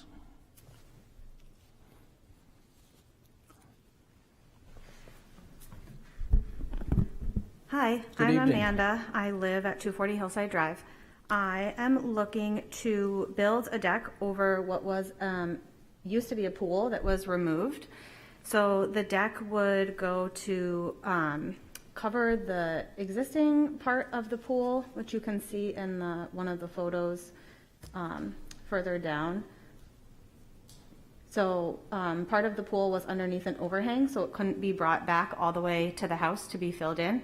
So I'm just looking to add the deck over what is already existing there for safety purposes, as well as just to obviously make the lot look better and be more usable. The pool was an exemption from the total building coverage, because it was under 18 inches, it was an in-ground pool, and the deck obviously would be over the 18 inches, and therefore puts me about 1.8% over the allotted coverage. So in regards to the 5 criterias, the variance will not be contrary to public interest, and the spirit of the ordinance will be observed. There's many houses in the neighborhood that have recently been renovated for the betterment of the neighborhood and have sought different variances, mostly for setback relief.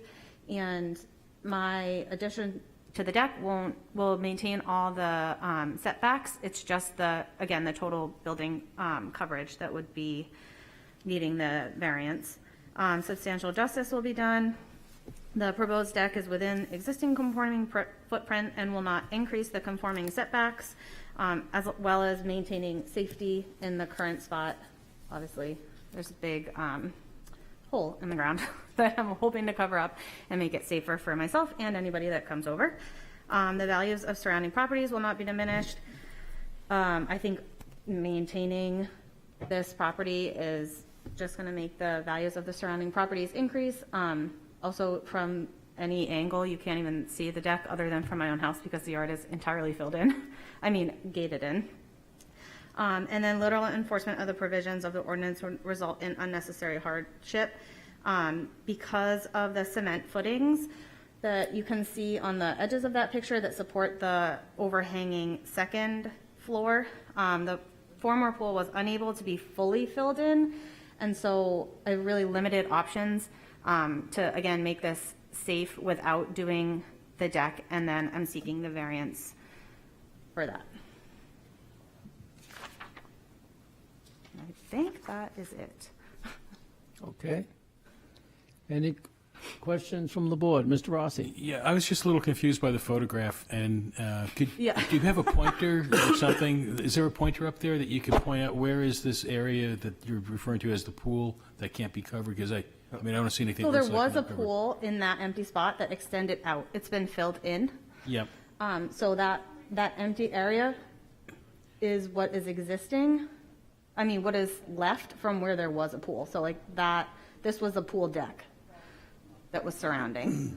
But I see. there's And just so not a you- pool there So the anymore. intention is to fill in that area between the Correct. two? The deck will just go over top. But because the pool went further and was in ground and so continued to slope with the grade of the land, most of that in-ground pool was under 18 inches. The land isn't level, like isn't graded level, so the further the pool went out, the lower it, the decking around it was. So the majority of that was well below the 18-inch building coverage requirement, so the pool didn't need the variance. And the level, I'm sorry, excuse me, the No, that's level of okay. the deck is just going to be on the same plane as what I see there? for Yep, the it's just surrounding- gonna literally fill across the top, and it will end where the cement footings end. Thank you. Yep.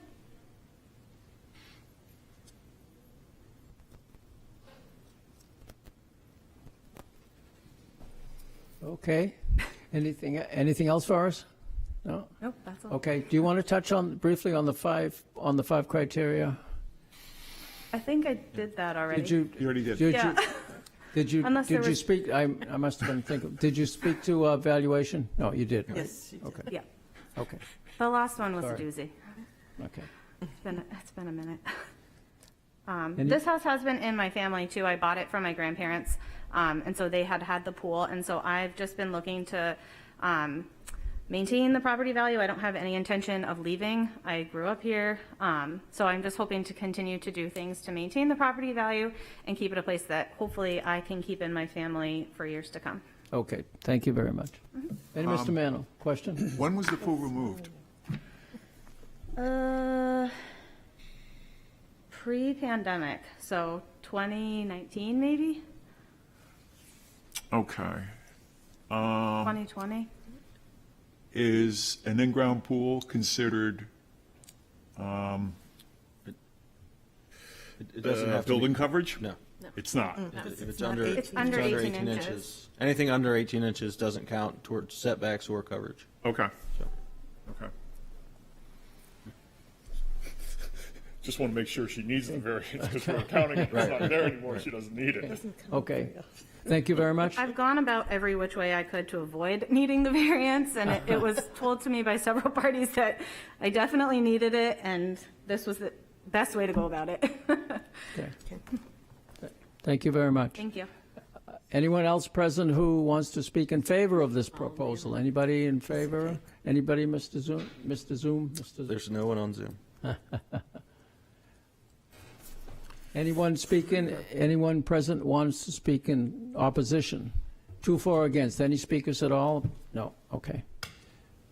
Public hearing's closed. What's your pleasure, board? Someone have a motion? I would, Mr. Rossi? yeah, I was going to move that we approve the variance as requested. As presented, thank you. Second. Second. Thank you, Mr. Mantle. Mr. Rossi, your motion, please. I believe that the requested variance is within the spirit of the ordinance. It doesn't create any crowding because it is very close to the ground. It is no loss to the neighbors, so that substantial justice is done. You can't even see this from outside of the yard. I tried, and it's totally invisible to the neighbors. I do not believe there would be any negative impact on the surrounding properties. The neighborhood seems to be very consistent with this type of, proposal.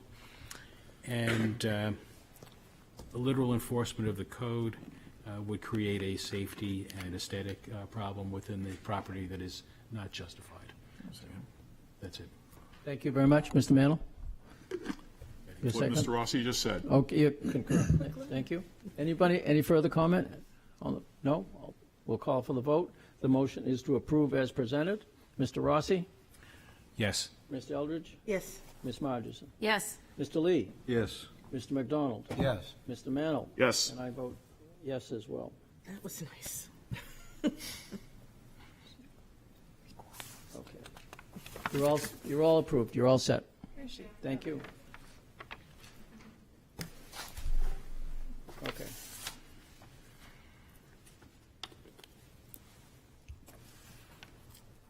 Oh, okay.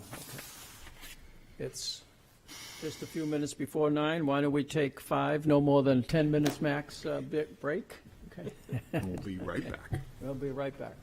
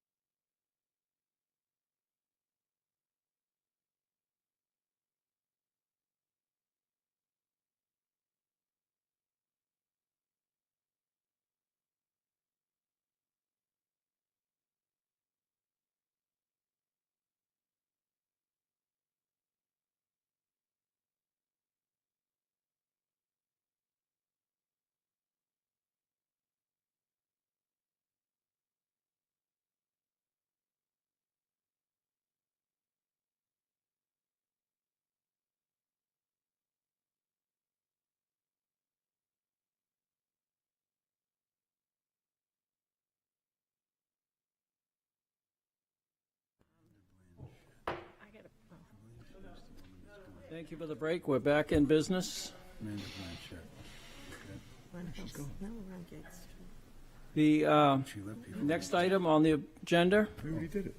is item D under new business, and it reads as follows. Request of Sandra L. Smith Weiss, owner, for property located at 138 Gate Street, whereas relief is needed for construction of a one-story rear mudroom with one-half bath addition, which requires the following. 1, variance from section 10.521 to allow 36% building coverage where 30% is the maximum allowed. 2, a variance from section 10.321 to allow a non-conforming building or structure to be extended, reconstructed, or enlarged without conforming to the requirements of the ordinance. Said property is shown on Assessor Map 103, Lot 54, and lies within the General Residence B, GRB, and Historic Districts. Who speaks in favor of this proposal, please? Good evening, Ann Whitney, architect for the project. Before I get started, I'm just going to hand around, they had their neighbors take a look. Yes, please. Yes, started with Mr. Mantle. Thank you. Thank you. Thank you.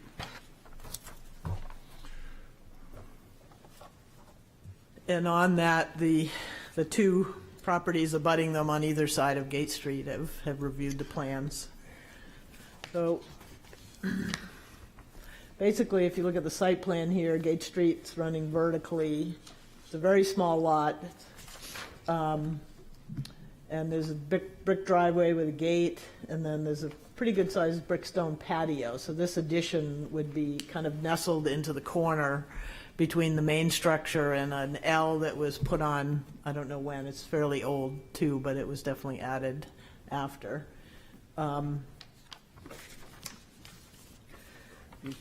Take a look, second page, shows some photos. The view from Gate Street, pretty hard to actually get a view of this addition as you see it from Gate Street. The lower two photos show the sort of niche where we'd be putting this addition, and then that's the rear elevation of the L. And the floor plan just shows, we're recreating the entry, a little bit of a mudroom, a half bath, and then the other addition is just to expand a little bit of the kitchen space at the same time. Third page, shows the elevations of this. That right side elevation is viewed from Gate Street, and then the addition sits behind there. And then the rear elevation shows the addition on the left-hand side. And we're also doing some window changes, but that's for the HDC. In terms of the criteria, variances are not contrary to public interest, in that many properties in this neighborhood are non-conforming to building areas and setbacks.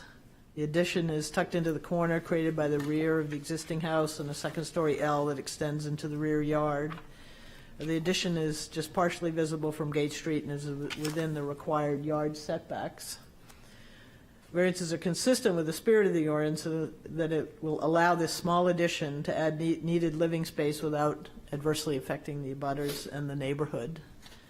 Substantial justice will be done, as this will allow this small addition again on this undersized property. The addition will be built over an existing patio, and the landscaped rear yard will not be affected.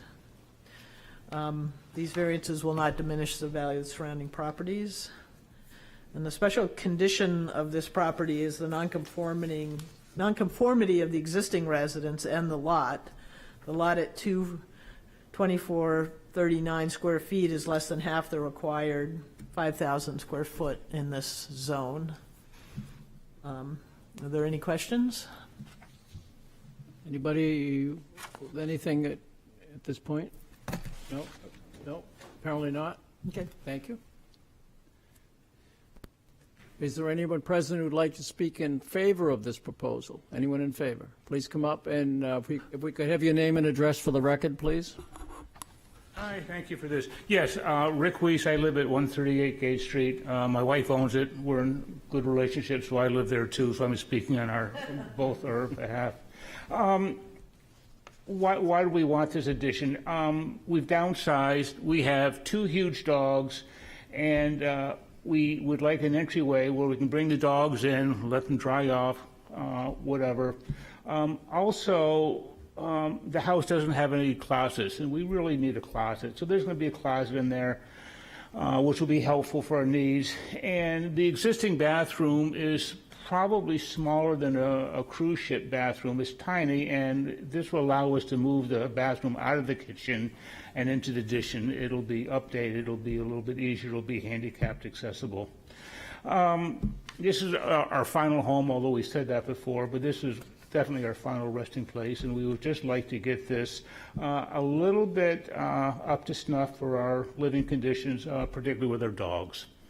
Love it here. The addition will not impact the actual yard, nor will it impact the driveway. So it's just tucked in that little area, and I believe with our abutters, I've spoken with them all directly, and everyone is okay with it. And I think you realize most of the properties in this neighborhood are non-conforming. We're not doing anything wild and crazy. It's just hopefully to help us out as we age in place here. So thank you. Thank you. Anyone else to speak in advance? Excuse me. Anyone else to speak to, for, or against? To, for, or against? Any speakers at all? Anybody on the Zoom this time, Mr.? Nope. No Zoom interest tonight at all. Okay. Okay, we'll close the public hearing. You've heard the request. Board, what's your pleasure? Mr. Chairman, I'll offer a motion. Mr. McDonald, thank you. The motion will be to accept the application as presented. Thank you. There is a second to the motion? Mr. Rossi, thank you. Okay, Mr. McDonald, your motion, please. Got to get my 5 criteria. The variance is not contrary to the public interest. This proposal doesn't change any pedestrian or vehicular patterns. It doesn't narrow down any streets. It simply doesn't do anything outside of the boundaries of its own lot. And so, therefore, it isn't able to be contrary to public interest. The spirit of the ordinance is observed. I think that kind of speaks for itself. The same factors that apply in item in number 1 are also at work in number 2. The spirit of the ordinance is observed. There is no change to the neighborhood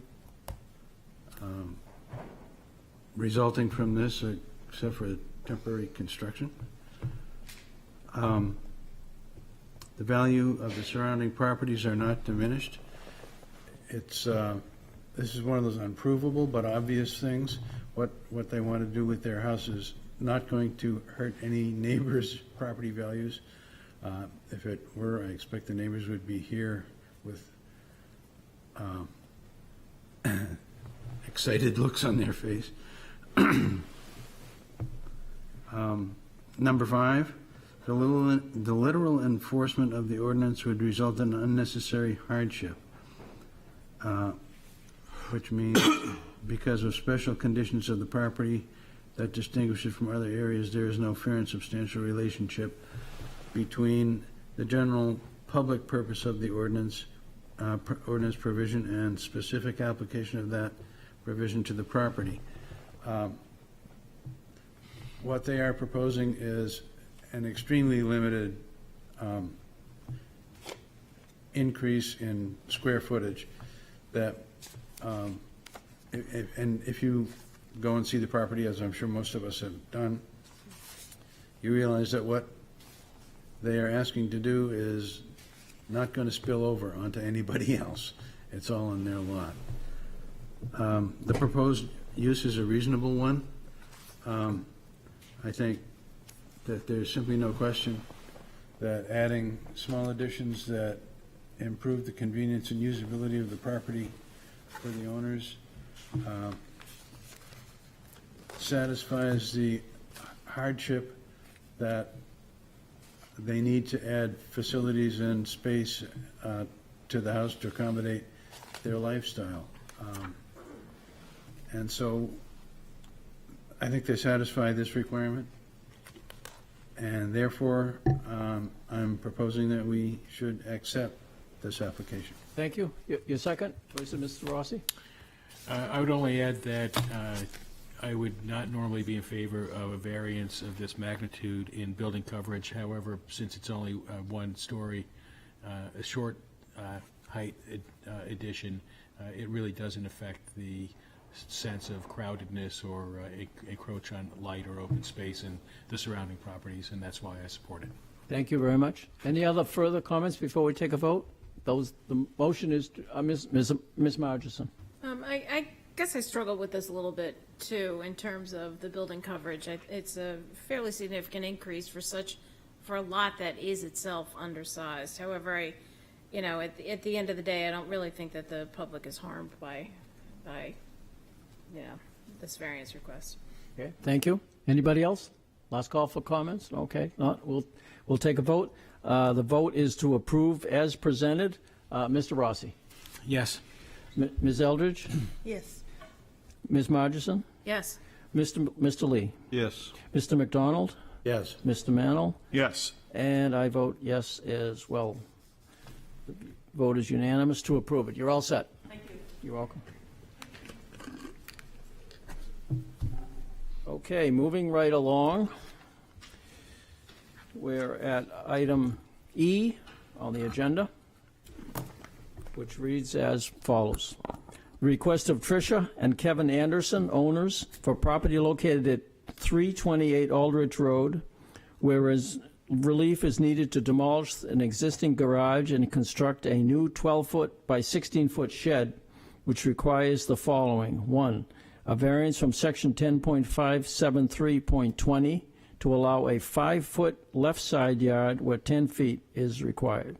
Said property is shown on assessment map 166 as lot 97, as lot 49, and is located within the single residence B SRB district. Who speaks in favor of this proposal, please? Please come up. Good evening, everyone. Hi, my name is Tricia Anderson. I live at 328 Aldrich Road. I own it with my husband, Kevin, who was unable to be here tonight because he's not feeling well, unfortunately. We live there with our 3 children. We have an 8-year-old, a 6-year-old, and my baby just turned 3 last week. And the reason that I am here is we bought the house about 3.5 years ago, and when we bought it, a house that had a garage that was in disrepair when we bought it. It has continued to sit in disrepair. If you passed it, you can see it's pretty ugly. It's falling apart. There are boards falling down. There's visible rot on the structure inside and outside. The ceiling is kind of caving in, and every time it rains, the garage floods. But really, so it's pretty ugly, but the biggest thing, honestly, is it is a safety concern for my children. They play in our backyard. They attempt to run. We have an oversized, when we bought our house, we bought a 2-family, and we've converted it into a single family, which is what it was originally when it was built in 1910. So we have an oversized garage from when the house was a 2-family. An oversized driveway from when the house was a 2-family, and now it's a single family again. So we have this garage that runs at the end of an oversized driveway and kind of sits in the middle of our backyard. So our children, in order to run and play in our backyard, are running around this structure that is literally rotting and has nails and is quite awful. So what we'd like to do is tear down that structure, remove all the foundation, work with a contractor and build a custom shed that matches the look of our home and is very aligned with the look and the feel of other sheds in the neighborhood. We just need a shed to store bikes and toys and all the sorts of things that we can't currently store in our garage as it's not working.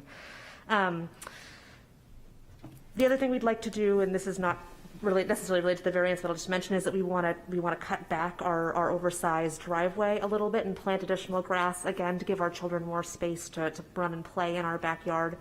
And we'd like to put this shed that I'm proposing that we build closer to the side of our property, the side that abuts our neighbors at 312 Aldrich Road.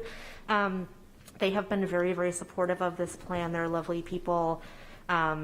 They wrote a letter that's in materials suggesting their support for this plan. It doesn't affect them and their house. I don't think it'll affect any other neighbors. I tried to talk to all the neighbors I could about this just to make sure everybody was comfortable with it and nobody had questions. We wrote notes, we put things on, we tried to talk to everybody just to make sure we had our bases covered.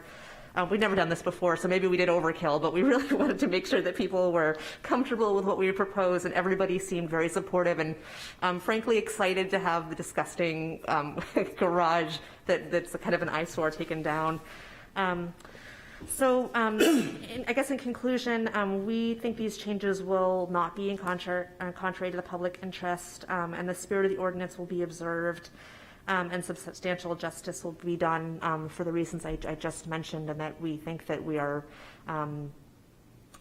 just building we are replacing kind of again an unneeded, unsafe structure with a smaller one that's in line with the neighbors and the character of the home. We think that the value of the surrounding properties will not be diminished by us doing this, and that literal enforcement of the provisions would result in unnecessary hardship. Specifically, we would have to put a replacement shed where our current garage sits, which again only sits there because we have this old, long driveway. And that is, again, kind of right in the center of our backyard where our children would play. So we're just trying to push it off to the side so we have uninterrupted yard space. I think that's all I have to say. Thank you. Thank you. Any questions for the speaker? Mr. Mantle. So you're basically replacing the shed that's been called a garage with another shed. It is. I think it's a legal garage. Is my understanding with the city. I'm not sure if I'm using the right terms. I drove by the house today. There's a huge tree right in front of your shed, correct? It's off to the side of it. Yes. Just to the left. Who owns the other shed? The Mayer family. The Mayer family. On their property, is that what you're talking about? Right next to your shed, okay, is a smaller, dark green, it almost looks metal. Yes, so we have that's on the other side of the retaining wall. So it looks like it's on your property. That's why I was asking. So there are two things, just to be clear. So the Mayer family has a garage for their cars. Way farther back in the house. Yes, it's further back, and that abuts our property. And then we have currently, because again, we literally can't store anything in our current garage because we have children's toys and stuff. We have like a temporary, I don't know, it's like an 8x8. Correct, but that's yours as well. It is, but we will not keep that. Okay. We have no intention to keep that. That's not our style. That was going to be that's my question, because I saw two sheds there. Yeah. No, that is just literally because we can't keep our kids' bikes in the garage because they get disgusting every time it rains. So this is the solution. Yes. Thank you. Any questions on this down here? No? All right. Thank you very much. Thank you. Anyone else wish to comment? 2 for or against? 4 pro? Anti? 2 for? Anything? No? No. Okay. Crowd's thinned out. All right. Anybody on, just for the record, anybody on Zoom? No one's on there. Yeah. No, I said the crowd's thinned out. Yeah, they didn't want to speak. I just asked. Okay. Yeah. Oh, okay. Yeah. No. Just checking it out. All set? Yeah. No, I just invited them. Okay. All set? Okay. Public hearings closed. What's your pleasure, board? The proposal's pretty straightforward here. Yeah, just before we have a motion, I just want to say how much I appreciated seeing the letter from the neighbors. We often get contentious neighborhood disputes coming to the board. It's very nice to see two neighbors who enjoy cooperating with each other. It's kind of uplifting, so I appreciated seeing that. Yes. And I was, You both and need I- sheds. I'd like to comment that, speaking of trees, I was glad to see on the plan that handsome big tree on the, near the retaining wall is going to be retained because it's on the plan, so that's good. Yeah. In front of the temporary, the sheet metal shed, yeah. Okay, we got that all squared away. Does anyone have a motion, please? Oh, did Yes. Mr. Rossi make a motion? No, I did not. No motion yet. Question Waiting is for here. one. Then I'll do it. Make a motion to approve as presented. Thank you. And Mr. Rossi, second, thank you. Mr. Manley, your motion, please. I believe the variance is not in contrary to the public interest. Spirit of the ordinance is observed. Substantial justice is done. The values of the surrounding property are not diminished. It only would enhance it, considering the condition of the current shed. And little enforcement of the ordinance would be an unnecessarily hardship. Therefore, I will support this. Thank you. Mr. Rossi? I have nothing to add. Okay, thank you. Any further question before we take the vote? No? No questions? No comments? Okay, very good. The motion is to approve as presented. We'll start down here. Mr. Mantle. Yes. Mr. McDonald. Yes. Mr. Lee. Yes. Ms. Margison. Yes. Ms. Eldridge. Yes. Mr. Rossi. Yes. And I vote well, yes as well. Thank you. You're approved. You're all set. You're welcome. Okay. I know that was easy, but why didn't anybody ask? Why not move it Friday? Okay, as previously announced, the next item on the agenda, excuse me, which is item F, request to postpone 635 Sagamore Avenue, has been already addressed and passed by the board, so we don't need to deal with it now. That brings us to item G.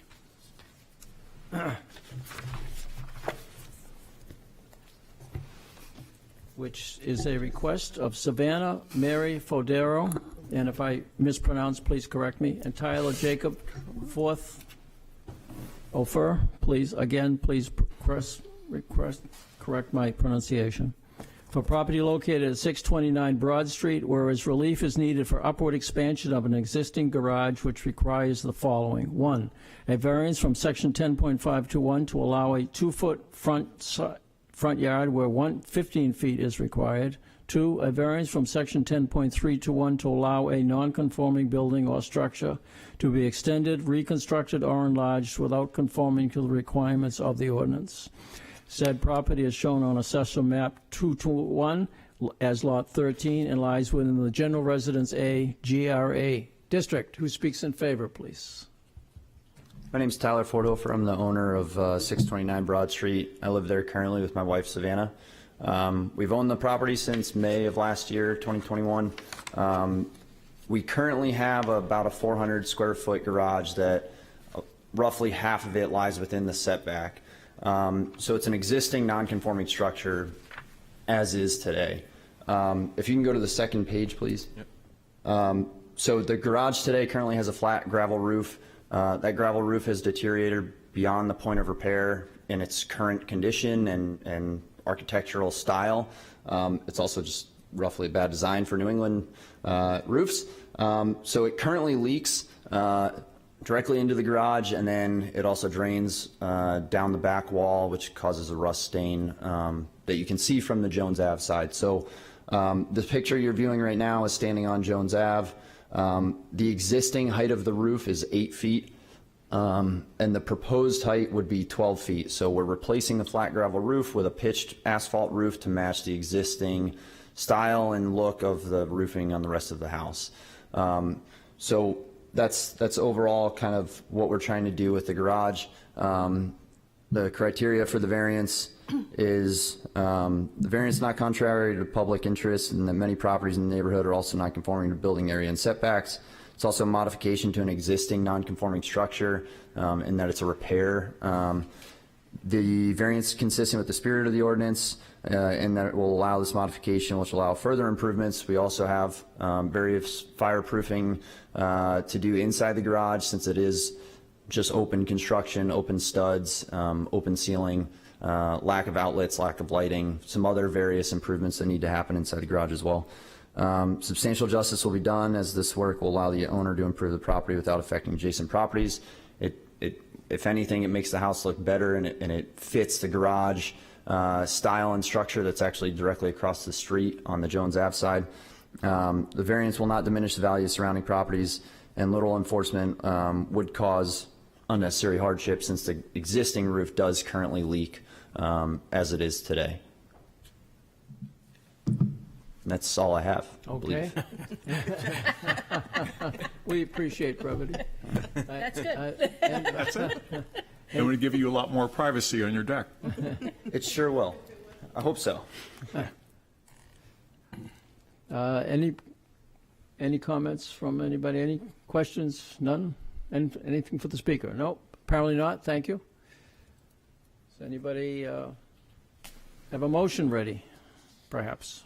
Public hearing? You have to, You didn't ask to, for, or against. I got to close it. Okay. Yeah. I'm going to skip that. I will make the motion to, Thank you. Sorry. Close. I get to, gotta Mr. Chairman, I would make the motion to approve the application as presented. Thank you. Is there a second? I'll second. Mr. Lee, thank you. Mr. Manley, your motion, if you would, please. Make sure I'm doing this by the numbers. To the 5 criteria, the variance is not contrary to the public interest. Spirit of the ordinance is observed. Substantial justice is done. Values of diminishing properties. The values of surrounding properties are not diminished. In fact, by the improvement to the area. And literal enforcement of the ordinance would result in an unnecessary hardship. I am familiar with your house. I've been inside it many times. My daughter was a friend of the owners there. It's a cute place. Never liked the garage. And looking at the house, I suspect the garage was an add-on, considering what the house looks like. Yeah,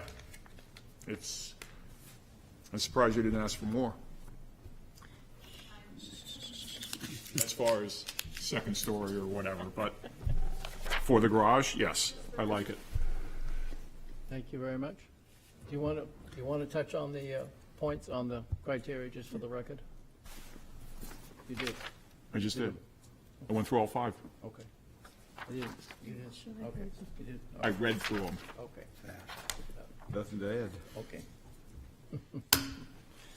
Any, Ms. Marges? so I want to note, just for the record, that there really is no increase in the variance request here because the existing secondary front yard is already 2 feet.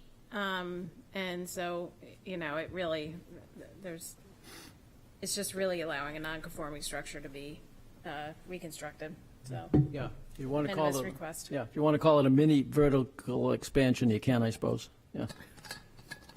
Okay. You mean like a nuisance variance? Yeah. Yes. We're strict around here. Administrative variance. Right. Yeah. Anybody, anything further before we take a vote? The favorite vote of the evening? The motion is to approve. Mr. Rossi? Yes. Ms. Bird? Phyllis, Excuse me. it would be fine, Ms. yes. Margeson? Yes. Something's not working tonight. Mr. Lee? Yes. Mr. McDonald? Yes. Mr. Mantle? Yes. And I vote yes as well. Thank you. Anything, anybody? And you're all approved and you're all set. Thank you. You're welcome. Anything before we close up shop, anybody wants to comment on or add, or any comments on the new technology that you haven't given to Mr. Stiff earlier? Yes, just so the public knows, if at least I seem distracted, this is our first meeting with our new iPads. I was listening, I was just trying to make sure I was working this Thank you. correctly. It's no disrespect to any of the applicants or abutters. Okay. Someone have the Turn this favorite off. motion? Does someone have the favorite motion of the evening? Motion to adjourn. Is there a second? Lots of them. Lots of them. Hey, good. Those in favor? Aye. Aye. Aye. Aye, thank you. Slightly different because mine We're is adjourned. metal.